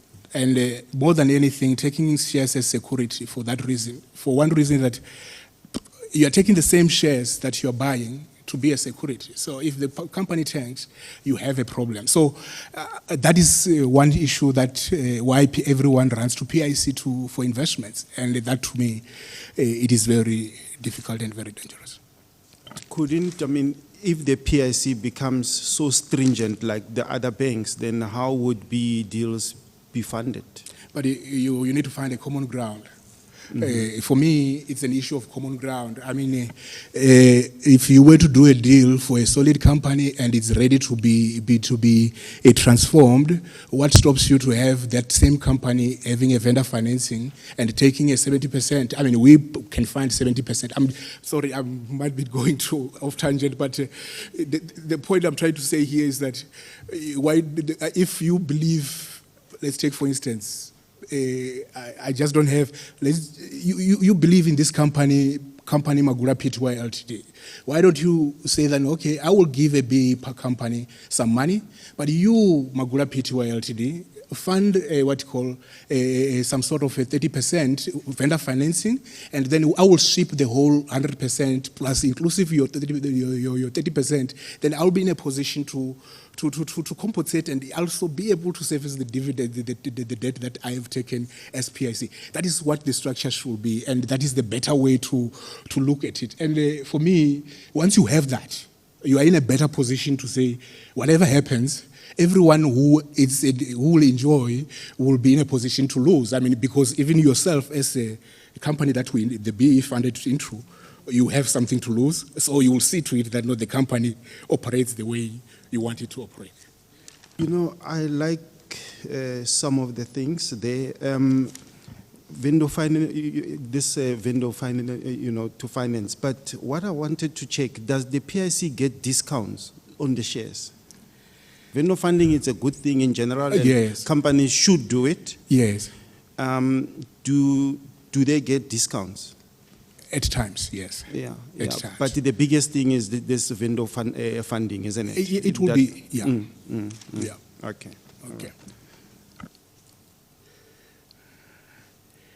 I just want to, there's a long list of things that really I've written there. 57.2, the transformation transaction that lacks investment rationale, like Lancaster or IO, effectively transfer capital or money from the pensioners and fiscals, PIC is guaranteed by the state, let's not forget, to a few connected individuals, and when risk materializes, GPF and the fiscals ultimately, as the recourse suffers. There can be no rationale for taxpayer to be subsidizing wealth accumulation by a select few. Taxpayers are ultimately subsidizing the BE deals done at PIC without strong investment rationale. Commissioner, all of us as South Africans are ultimately subsidizing the poorly structured BE deals, like the Lancaster's transaction to benefit the connected elite. The 5 billion could have been used to recapitalize our SOEs that the president has really been on a drive to clean them up, and those are monies that could be sometimes be used to that. IDC, another government-owned entity with similar mandate to the Isibaya Fund, generally avoid the listed BE deals. Even though it is within its mandate, the BE deals are generally done if the BE players gets majority stake. We were getting 2.5% at Steinhoff. Why should we go all out to really just be doing it as naked as we have been? And will participate in the running of the business. Such strong structure has largely insulated the IDC from the type of bad investment that PIC has been funding as empowerment transactions. If deals like Steinhoff and IO were evaluated based on commercial basis with strong empowerment underpin as an additional comfort for that reason. Not really be the driving, but an additional comfort. PIC will not have exposed itself to potential losses worth billions. 57.6, the biggest private asset manager of RSA Origin is of similar size to the PIC, 2 trillion. And they will not tolerate any losses in their credit mandates or private equity. Why should PIC tolerate its losses worth billions because of the size? Such reasoning is routinely given by the PIC to the Parliamentary Oversight Committees to say, no, we are a big fund. But let's be honest, if deals are done properly, surely such shouldn't be an argument that, no, we are a big fund. I mean, if we are doing them properly, that can be done. We have seen some other companies that have done that before. We need to, in 57.8, up until the PIC started playing significantly in the unlisted space in 2009, there was a limited interest on it. All the noise around the PIC has to do with ill-structured BEE deals and unlisted space investments. Almost all of these controversial deals were done under the CEO, the former CEO. Maybe there's a case of moratorium.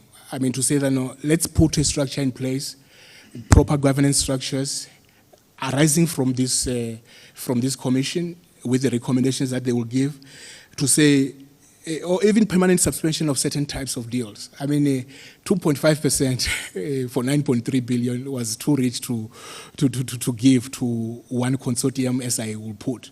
But if there is a better rationale for such, that can be. But the point is that maybe there should be some sort of moratorium, or we have a transition wherein such structures be put in place and be done properly. Irregularities with regards to staff appointments and nepotism. Just a question. Are you saying that the PIC shouldn't fund B deals that are like 3% shareholding, 5% and all that? I really won't say that, Mr. Commissioner. My point is just to say that, no, we only have one example of such happening, and it was not the best of decisions that were once made. And it could be that we need to really look at it and see what could really be the best to fund such. But not to say BE shouldn't be done. PIC has a role to play within the transformation space, and if PIC was to be out of that, we might find that no, there is no transformation as we need it. So you are saying that if the structure is right, we could do this kind of a transaction? I'm saying that no, if the structures are right, let there be consideration, and it should be to be an investment decision, and that is what needs to happen. Let it be looked. I mean, because we don't want to close the doors. I don't think PIC should close doors to transformation. It cannot be. It cannot be. It's not possible. Thank you.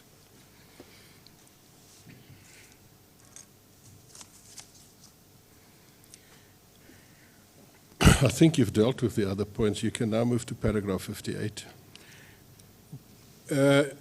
Mr. Chairman, Mr. Commissioner, there had been what I think it's irregularities with regard to staff appointments and nepotism, which I put them forward here,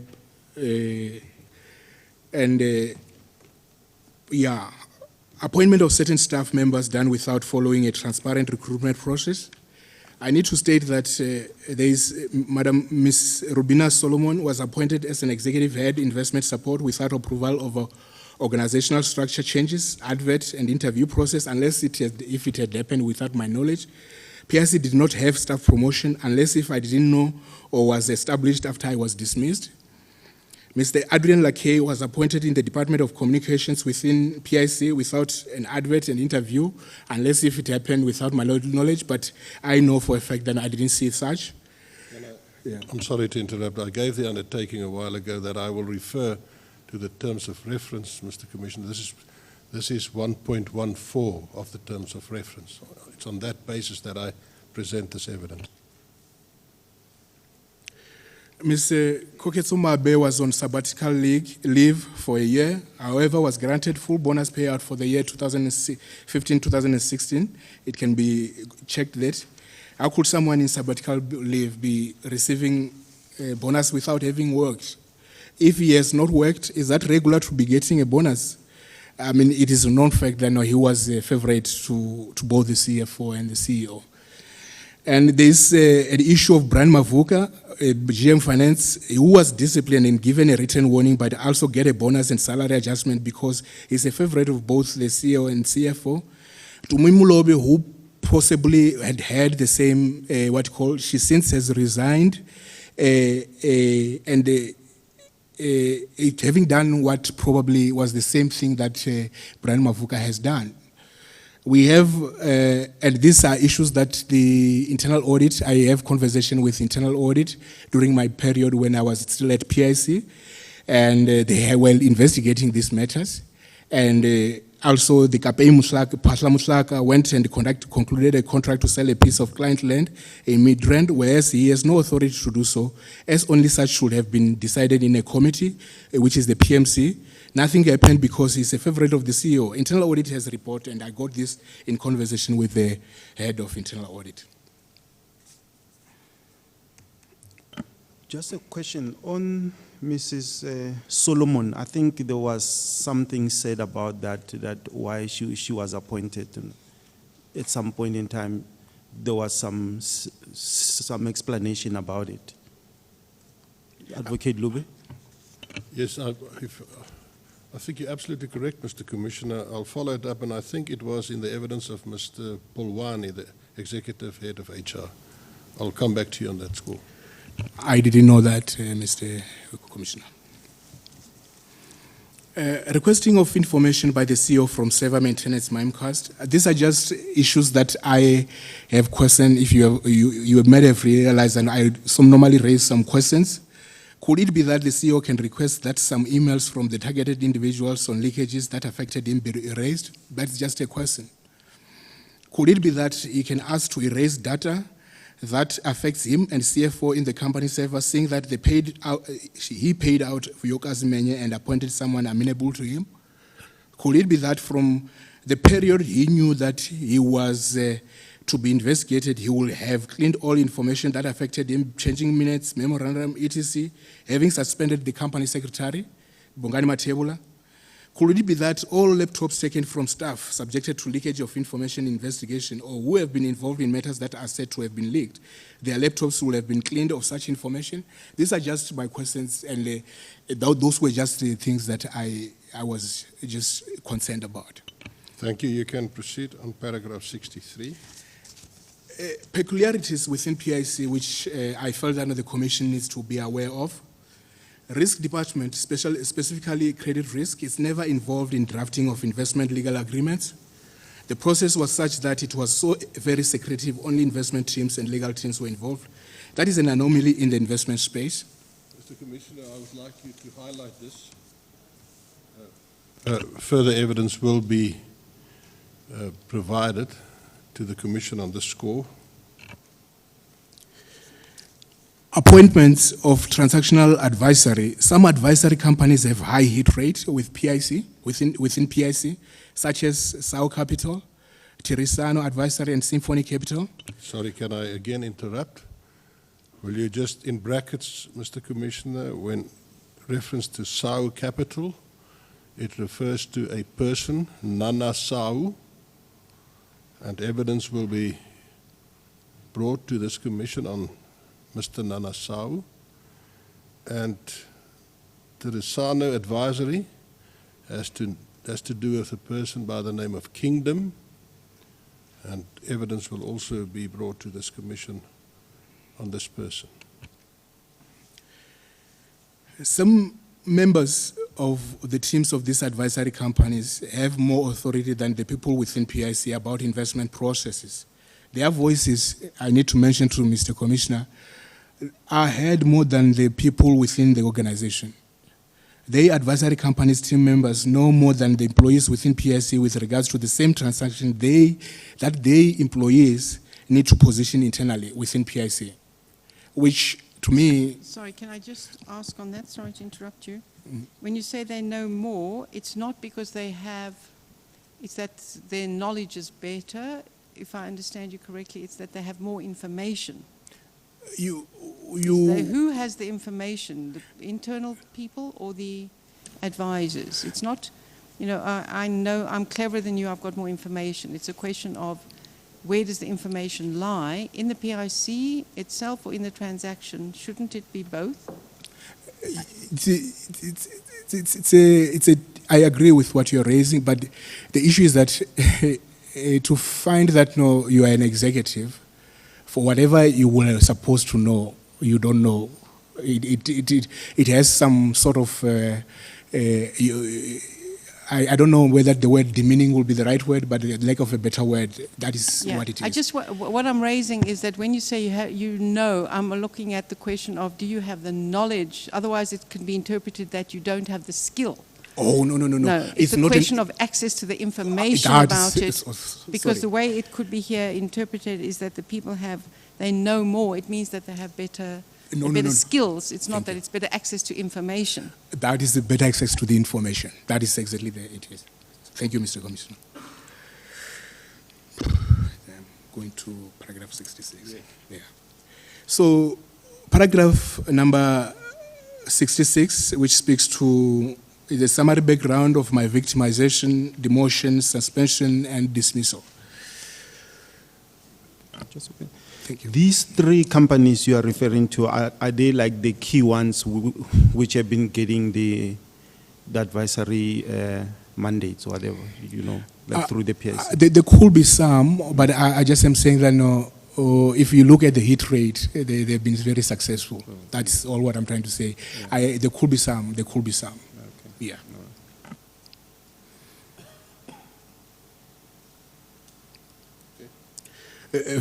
I'm coming to paragraph 66, which speaks to victimization, demotion, suspension, and dismissal. From paragraph 66 to around 75, I'm just giving the summary and I'll give the details thereafter. I have been employed since August 2007 in various capacities, and on the 9th of March 2015, I was appointed by the employer in the capacity of Executive Head of Risk. The appointment contract contained a 6-month probationary period during which the employer was to determine the suitability of the employment. I successfully completed the probation period and continued to work as the executive head of risk. On the 13th of February 2018, the employer handed me with a letter dated 7 February 2018, of which annexure is attached. It's there. The letter detailed an unfair unilateral demotion from the position of the executive head of risk to the position of head regulatory compliance. Sorry, just for the record, correction of the record, you read in the first paragraph 66, you read 2007 instead of 11. Or 2000 and... Is it 11 or 7? It is 2011, Mr. Commissioner. Yes, thank you. Thank you. Pursuant to the PIC letter dated 07 February 2018, the PIC further met with me and furnished me with a new contract of employment signed by the CEO on 14th of February 2018 for me to sign. The new contract was purporting my acceptance of demotion. I did not accept the demotion as being fair and did not agree to the novation of my existing employment contract with the employer. As a result of this unfair conduct of the employer, I referred an unfair labor practice dispute relating to demotion to the CCMA. The matter is pending before the CCMA. On the 1st of March 2018, I was served with a letter dated 28 February 2018 detailing a proposal to place me on record and requesting me to make representation why I should not be suspended by not later than 17 hours of the same date, 01/03/2018, upon which I was served with a notice proposing my suspension. I furnished the employer with my representation on 1 March 2018, and the following day, on 2nd of March 2018, I was served with a notice of suspension. I should also state that on the 1st of March 2018, I was served with a notice to attend a disciplinary inquiry and charges on the 8th of March 2018. The said notification contained charges that I had to respond to by the employer but on the second date of the hearing, after I had pleaded to the charges on the 8th March, unprocedurally and unfairly introduced further charges at the second day of the sitting of the hearing. Can I just interrupt you here again, Mr. Magula? Did you have legal representation at these hearings? I didn't have legal representation.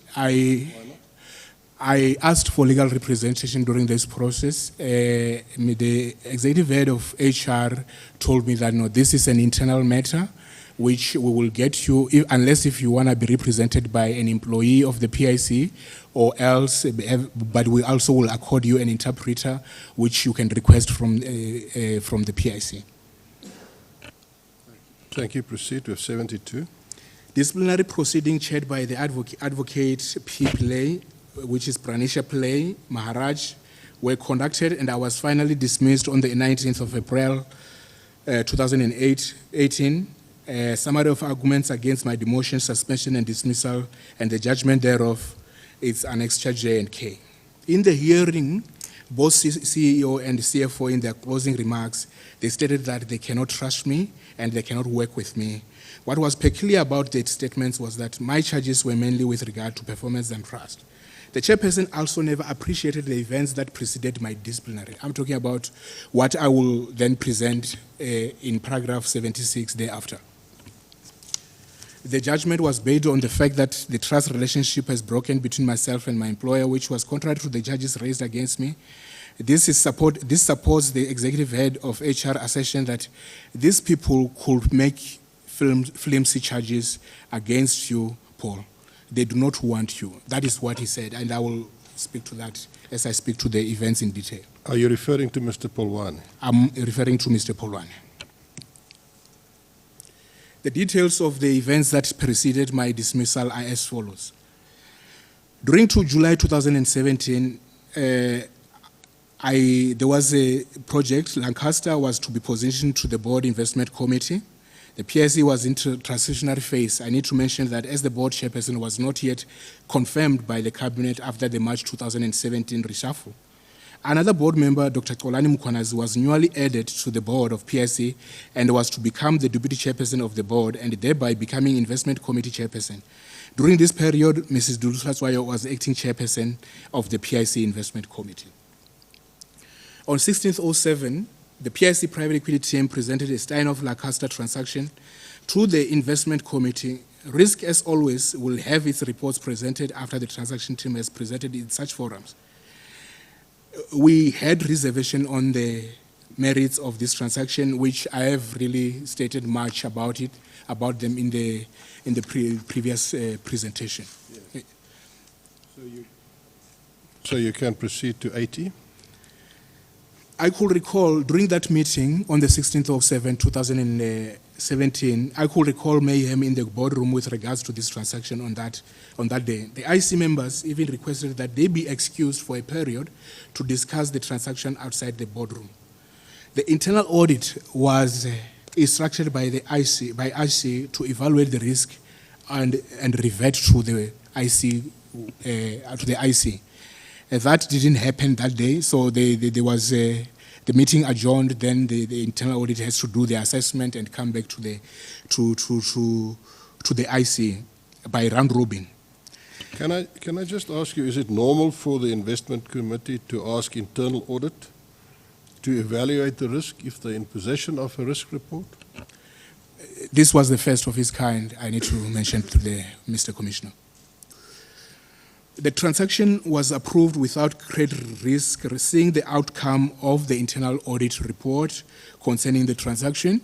So there was risk that had its reservations, plus we didn't have sight of the internal audit report that was to either support or neither support the transaction. PIC, on behalf of GPF, invested in sign of violence. The transaction was effectively approved without considering credit risk opinion because it was bulldozed through. That shows complete disregards for governance tools. The 9.3 billion approved without considering risk opinion, and now 5 billion has been paid as a result. Sometimes the amounts makes one wonder if this was not bigger than the so-called state capture. This is just one deal, and PIC is almost 5 billion underwater due to the complete disregard of basic risk, credit risk assessment. During this period, I'm on 82, the transaction team accused the risk team, which was literally my subordinate, Chipango Ndadza, and myself, of blocking the transaction. My subordinate was also told that we know it is not you who has done this, you were doing this from instruction.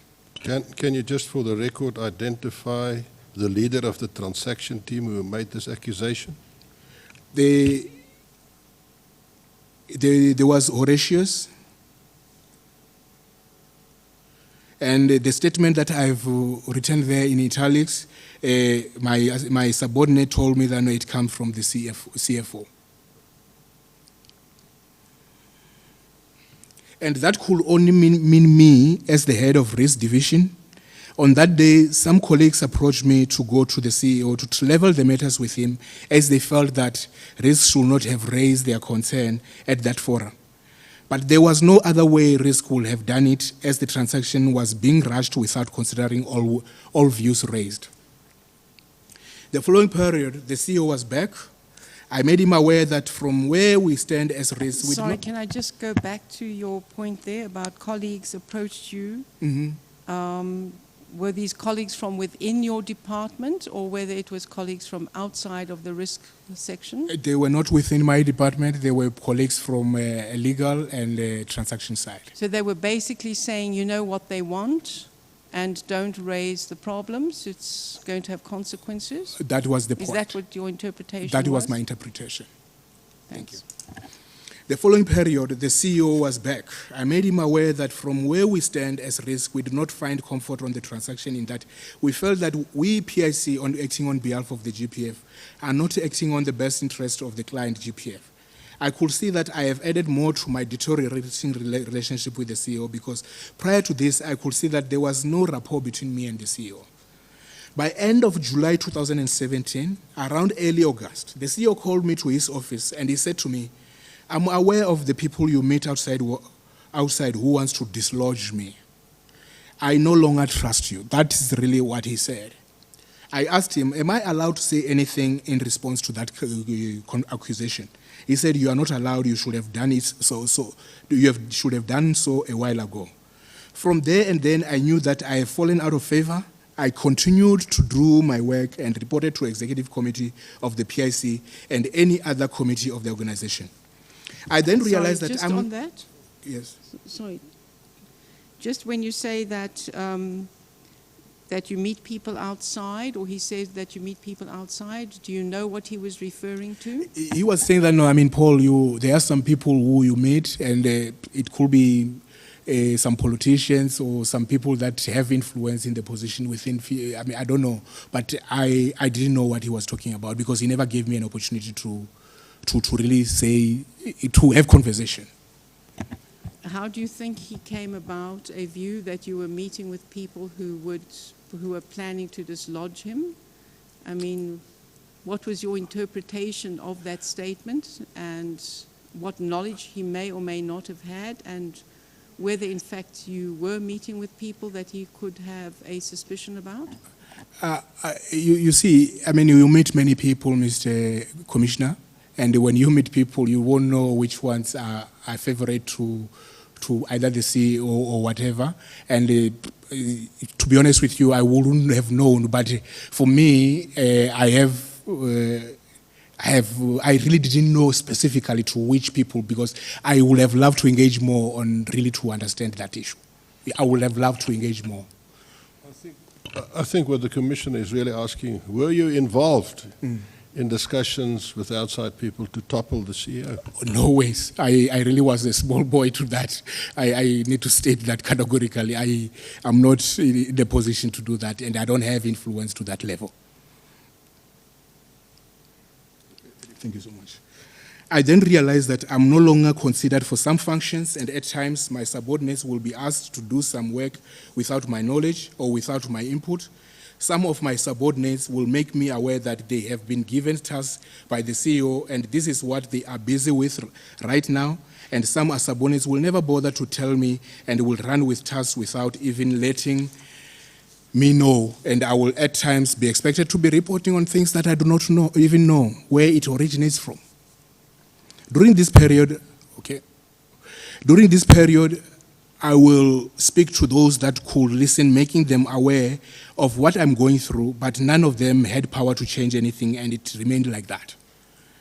And these were all internal people. I'm talking about people who were friends. I'm talking about like from transactors, legal. If you're an executive head, you will normally talk, go for lunch together. That was the point. In July 2017, email from him in my work laptop, during the performance management review period, my score was to be moderated by the CEO as I report directly to him. During that period, he was not in the country and he had to evaluate or provide my rating score. He rated me at 3.75, which was rich. Out of 5, his email feedback showed a person who was angry with me. Tone of the email was aggressive. I would like to believe that no, the investigators can have access to my email and have this to see what was there. Tone of the email was aggressive. I could sense I'm not needed. During this period, there could be no way that a proper conversation could spontaneously be possible. I always awaited his call and will take advantage of that to report what I was busy with in my department. In and around the middle of August 2017 and September 2017, the CEO asked me to meet him. He said to me, I see you are withdrawn. I said to him, having been accused of being against you, and there are these issues, leakages about corruption and irregularities against you and the CFO, I thought it will be prudent to rather be a distant and have the investigation completed so that we get to understand if I am the one who leaked information or not. Because, I mean, I was just all over the place to understand what is it that he was accusing me for. He says that, no, I meet people, then there is leakages of information. Then he also said that I want you to be aware that I probably overreacted the way I spoke to you the last time. I said to him that I am his subordinate and he is at liberty to correct where he needs to correct me. More than anything, he's my mentor. I would like to learn more and seek to be guided where there is a need. He then said that I just want you to be aware that political environment is not good and I need you to be careful. I said to him, it would be nice to continually have conversation of this nature with him so that I be equipped so that I do not fall into traps. The meeting was finished like that. Several allegations against CEO, that is paragraph number 89, were around September 2017. An investigation was started to understand who is leaking the information. I happened to be one person targeted to be investigated, and I have mentioned the names of those that were targeted, the 7 of them, and I still question as to what was how were they chosen. It is normal occurrence that I should have monthly meetings with the CEO with regards to risk matters. There was a scheduled meeting for the 4th October. There was a scheduled meeting for the 4th October 2017 at 9 hours with the CEO. I was going to this meeting thinking that this is my normal monthly meeting with the CEO. Unbeknown to me, as I proceed to the CEO office where we normally have our monthly meeting, the CEO's PA told me, I was told you should wait outside. The CEO will come out. It was very strange to me, but I obliged. The CEO came out. On our way to the boardroom, he said to me, you will remember I was given the mandate by the board to investigate the leakage of information. He further said that he wants me to contribute to this. He led me to Halishiwe, which is the CEO boardroom. In that boardroom, there was my colleague, Bongani Matebula, company secretary, who was being interrogated. The CEO asked me if I will be fine with waiting for them to finish with Bongani and thereafter I will get in. I said, I will be fine. He can go. He should not wait to introduce me. I had my turn into the boardroom. There were 2 gentlemen. One introduced me himself as Mr. James Likubo, the director of Fanaleli Forensic Advisors. I forgot the name of the other gentleman who was with him. Mr. James Likubo requested that the other gentlemen excuse us, and we were left the 2 of us, Mr. James Likubo and myself. Mr. Likubo started introducing the subject of investigation to me, and he said to me, Dr. Daniel Machila holds you highly and he has invested a lot in you to be where you are. As to where this was coming from, I didn't know. I said I acknowledge the role that Dr. Daniel Machila has played in my life and the guidance he has provided to me as my boss. Mr. Lukubo then said to me, he wants me to be honest to him concerning these issues of leakage of information. I said to him, I will be as honest to the best of my knowledge. He said to me that don't forget that the CEO has knowledge of everything. I also did not know where this was going. He then asked me, who are the people I'm in contact with? I told him that I speak to various people and I got to know them and have no personal relationship with them. They will at times ask me about how does the application of funding works. Mr. Lukubo then showed me a document. I observed the document. He then asked me whether I recognize the document. I said to him, I do recognize the document as it was one of the documents that was once presented at EXCO for the approval of funding of the PIC CSI bus. He said that you know that this document has been in the media. I said, yes, I have seen that and was surprised also about that. He asked me the question, who do you think will have leaked the document? I said, I do not know. He asked me a question, why do you think the person will have leaked the information? I told him that maybe he has the CEO. That was just my way of saying it. I should mention that none of the other allegations nor any other emails were presented to me, nor did I ever was questioned about them. Only the girlfriend story I was questioned about. Further, I was never questioned on the veracity of the allegations, but only the question as to who do I think will have leaked the information and for what reason could the person be doing this. I thereafter realized that whoever is being interrogated was part of the people suspected to have leaked the information, and sooner or later they will be victimized, as it is a norm here at PIC. As to how the people were chosen to be interrogated, I do not know. I later realized that there were at least 7 people who were targeted. I later found out that there were requests authorized by the CEO to have some surveillance to these people's emails. A PIC chairperson affidavit shows that. Knowing how the PIC environment is like and the attitude of the CEO towards anyone who is assumed to be not his favorite, I knew that whoever is part of that will be a target for exit.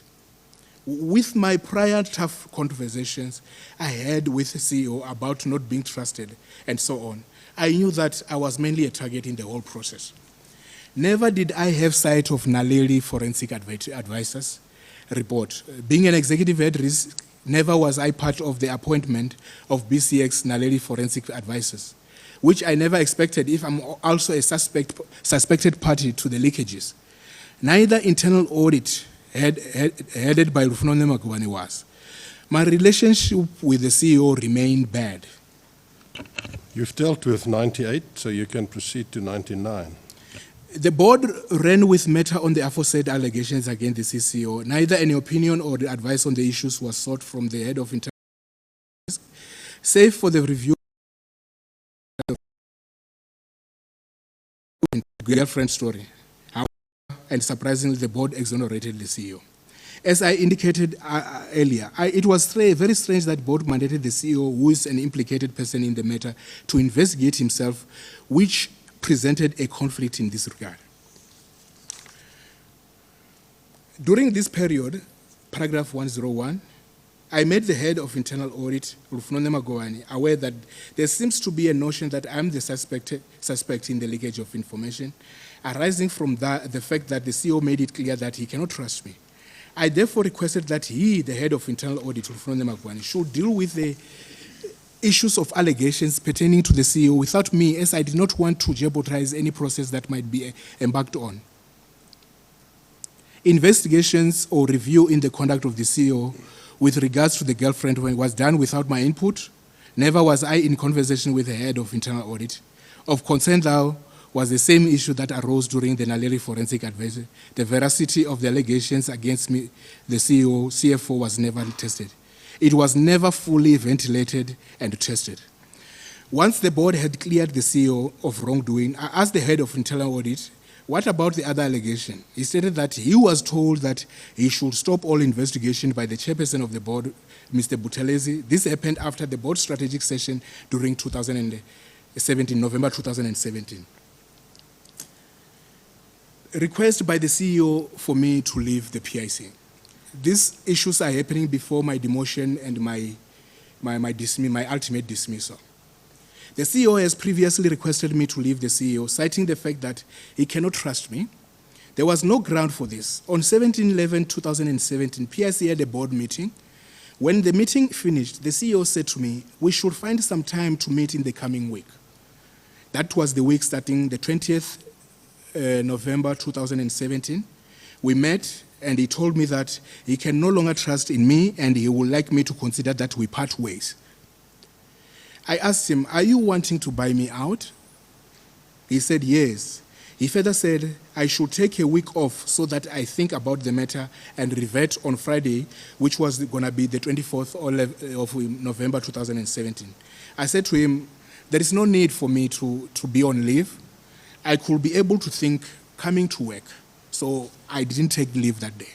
The day I was supposed to report back to him on the 24th, 2017, there was a special board meeting that took longer than I expected. I thought the meeting will not finish on time, and I left the office. I saw a missed call from the CEO. I phoned him back. He asked me as to whether I did think about the issue. His offer for me to exit PIC. I said, I have given it a thought, and he should accept his offer. I further said,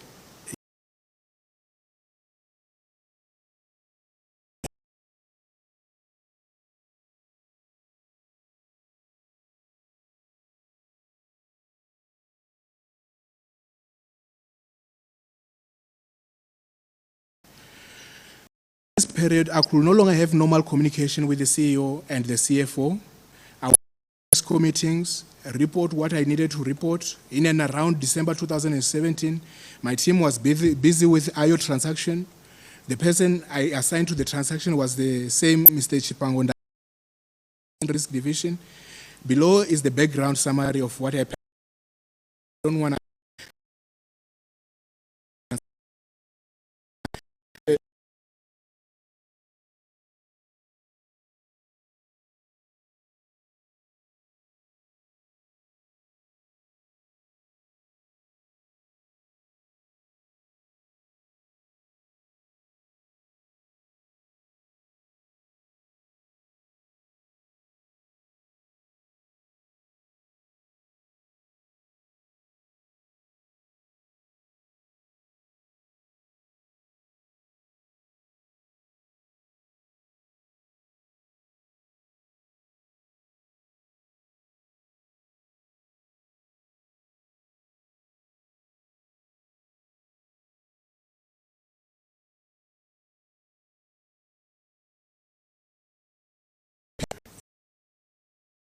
PIC.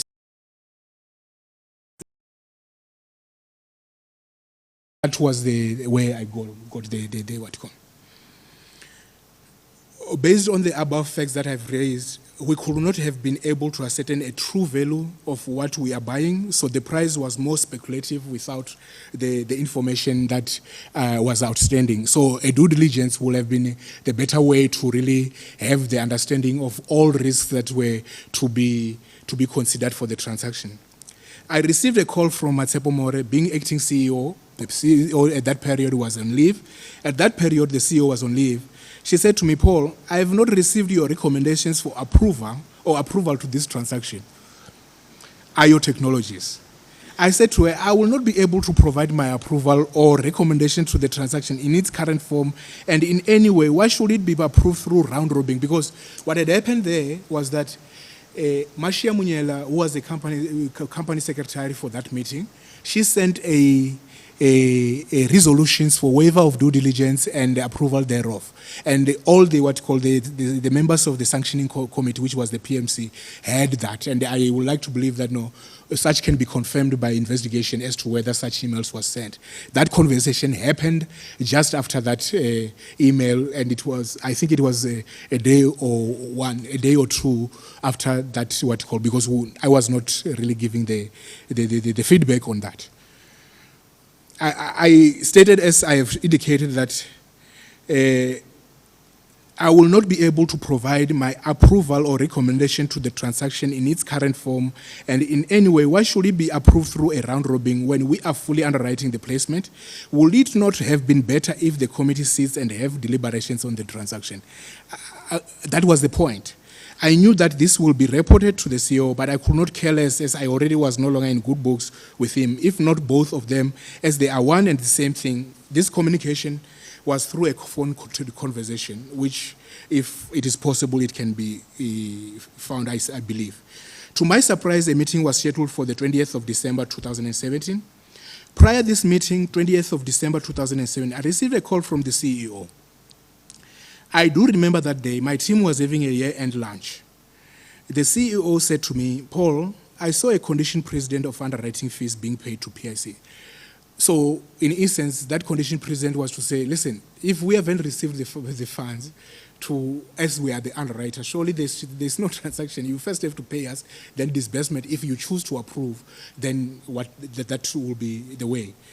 The CEO then says, I said yes. He said that condition precedent could make the transaction difficult. I said, do you want us to remove this? That is what I asked. He said it will make the transaction easier. I could not argue as we had many run-ins. I was tired of arguments. It also made me realize that I'm becoming an obstacle to him. What also worried me was that it didn't look like we cared about the client interest in this regard. And I communicated this to the analyst who was dealing with the transaction, which was Shipango Ndadza. The analyst and made him aware that the CEO is not happy and life on my side is not as easy. I didn't want to go to detail what I was going through. If people have doubts about my conversation with the CEO and CFO on my phones, I would like to believe such could be verified from telecom providers, for I have done that. Those conversations were there. On 20th December, the meeting was held, and to approved IO Technologies, I need to state that I could not sit in that meeting. I could not rubber stamp what I did not believe in. I stayed at home. Duma Mtsibande acted. I was on leave. In fact, there was a leave that was approved for me to go on leave from that period. Mdum Mtsibande acted on my behalf.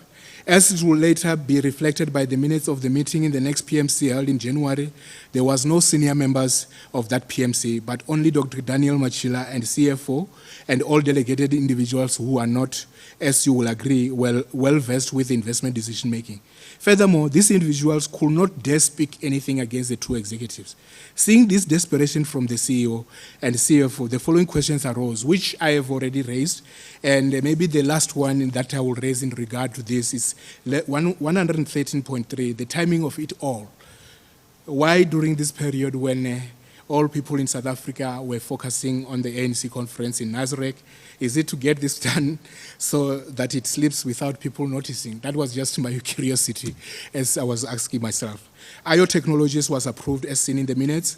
At the meeting held January 2018, one condition stood out, condition precedent to have put option to protect us against price fluctuations.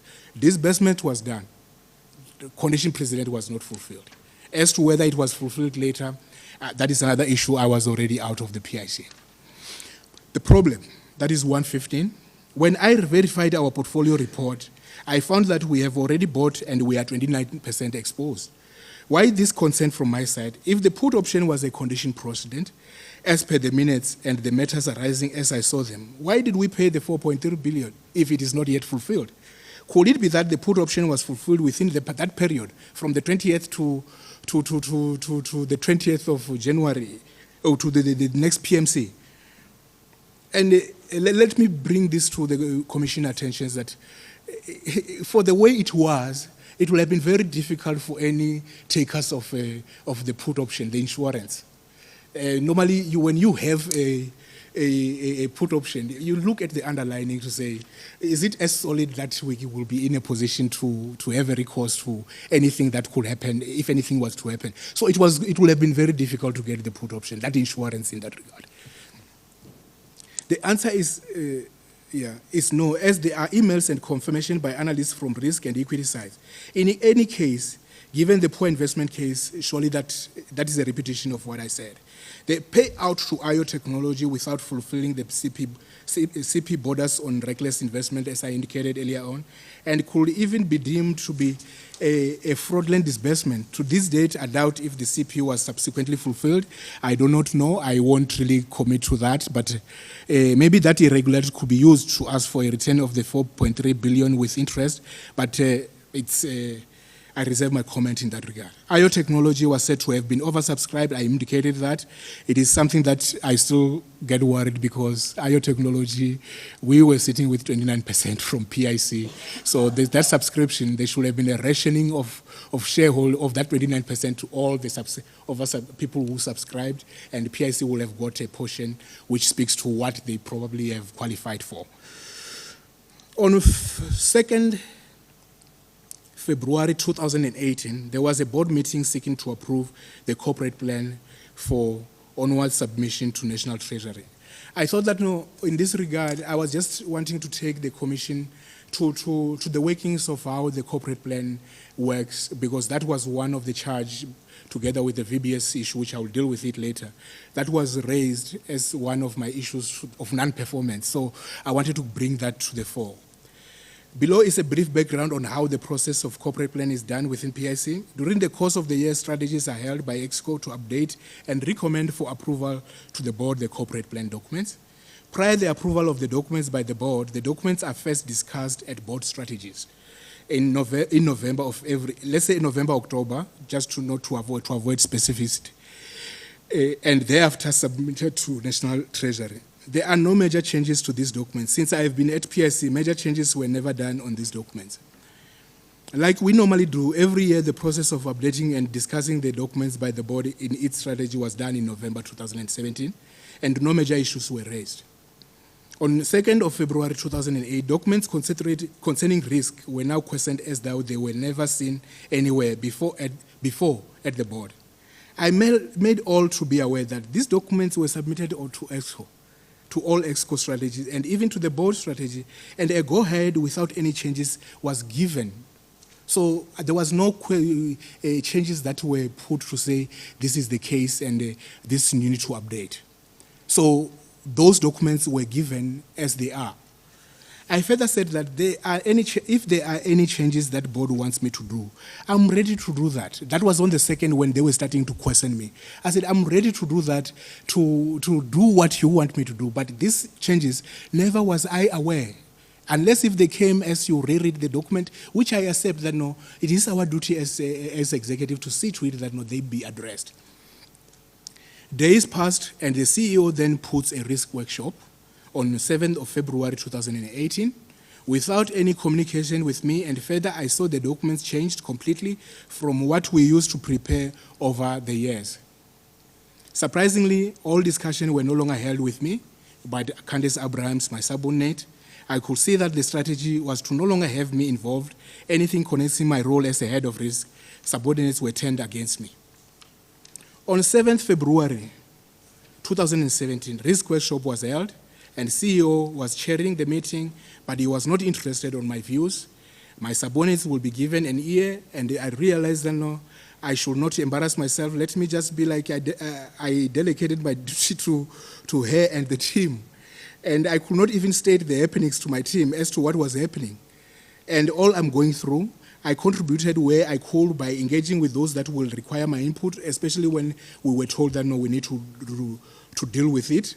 I knew that amongst them, more is being spoken about me whenever they meet the executive directors, Matsepo and the CEO. Documents were submitted to National Treasury. I was involved in every step of this document's preparation. Demotion. And I just want to give the context to the commission that you will realize that no, this was an act of victimization, in the sense that you have a victimization. When you challenge victimization, then a dismissal then comes through. So I will just give the sequence of events starting from the demotion level. On 12 February 2018, I was called to a meeting between the CEO, Dr. Dan Machila, and the Executive Head of Human Resource, Mr. Christopher Pulwane, and myself. The CEO opened the meeting and stated that he has no joy in the risk department. I need to really raise this because without biasness, no trying to really be biased to anyone, this is the first time that Mr. Pulwane formed part of any engagements I had with the CEO. And to be fair to him, he was not privy to the exchanges that I had with the CEO in 2017. For that reason, when he opened the meeting, his CEO has chosen to demote me from being an executive head of risk and compliance to head regulatory compliance with same remuneration package, but will adjust the grade to appropriate grade of the role of head regulatory compliance. All along, this position was never filled. There was an acting person, De Villiers Makonko, who we even asked the Reserve Bank to make him a compliance officer as per their prescripts when that person was acting. So for now, I'm now being demoted to become the head of regulatory compliance from the executive head of risk. Sorry. Okay. Mr. Commissioner, that is 1.12 of the terms of reference. 128, paragraph 128, I just want the Commission to know that the head of regulatory compliance is a direct report to the executive head of risk and compliance, which I was. I signed to acknowledge the receipt of demotion letter. I have since provided this demotion letter, Mr. Commissioner. In hearing the above and knowing that what I have been subjected to over the past years, I felt that this cannot go unchallenged, as I felt that this matter has the hallmarks of unfair labor practice.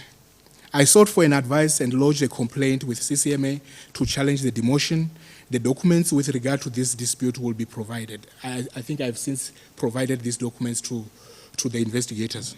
Further to the above, on 13th of February 2018, I need to state that, I came to the office to submit my signed letter of demotion and also receiving the employment contract for head regulatory compliance.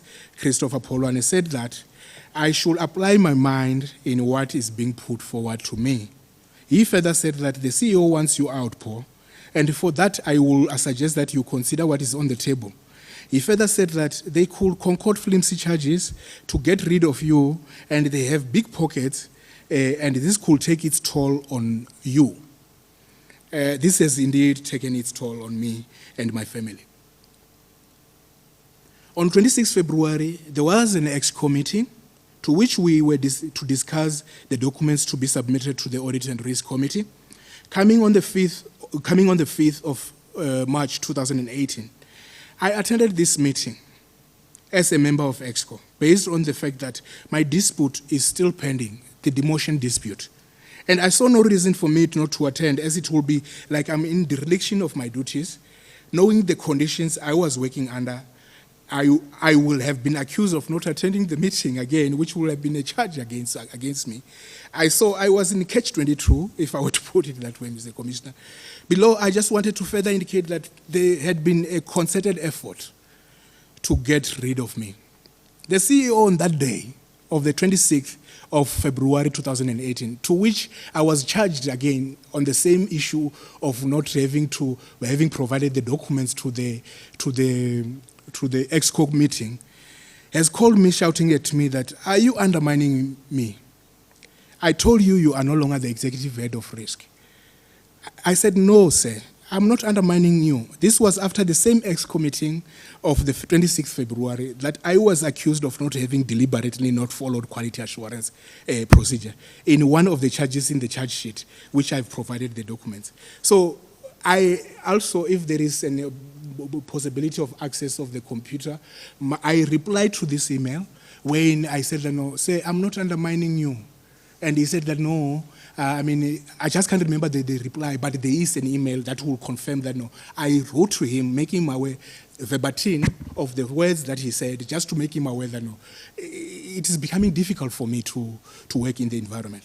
On the 1st of March 2018, I was served with a letter dated 28 February 2018, detailing a proposal to place me on record and requesting me to make representation why I should not be suspended by not later than 17 hours of the same date 01. I put this forward in my summary background.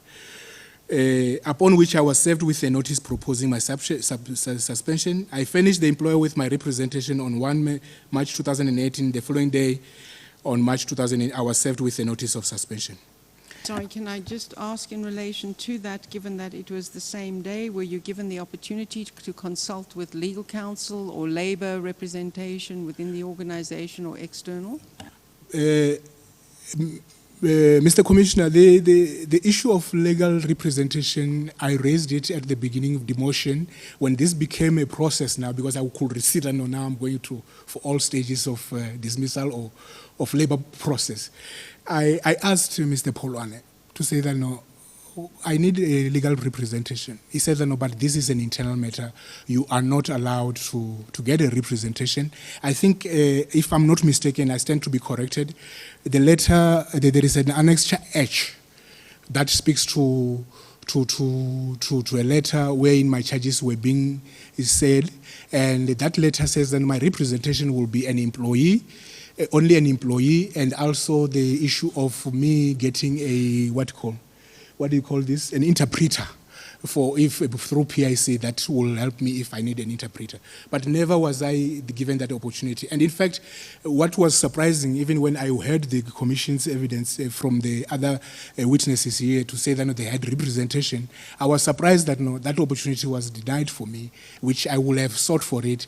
And so my advice was limited to just consult outside without having any person to really come on my behalf against the employer.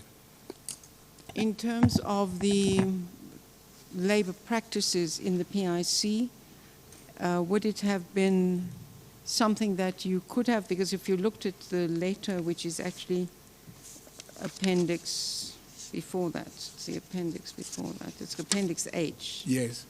To attend the disciplinary, you can be represented by a fellow employee of your choice. That's the only representation in terms of the employment code? Mr. Commissioner, I am not as knowledgeable to that, but that was what was advanced for me and given to me.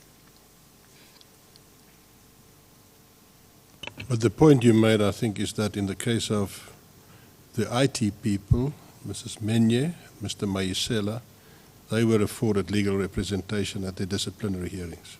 That is exactly what I'm saying, that they were accorded that opportunity, and yeah, that is the unfairness of it. Mr. Commissioner, I'm going to the next phase now of the witness. It is 1 o'clock. Can I request that we have a shorter lunch adjournment? I would like to finish this witness hopefully by 2:30, and then fit in another witness before we adjourn today. did you suggest? Quarter to 2, can we adjourn for 45 minutes till quarter Yes. to 2? We'll adjourn until 1:45.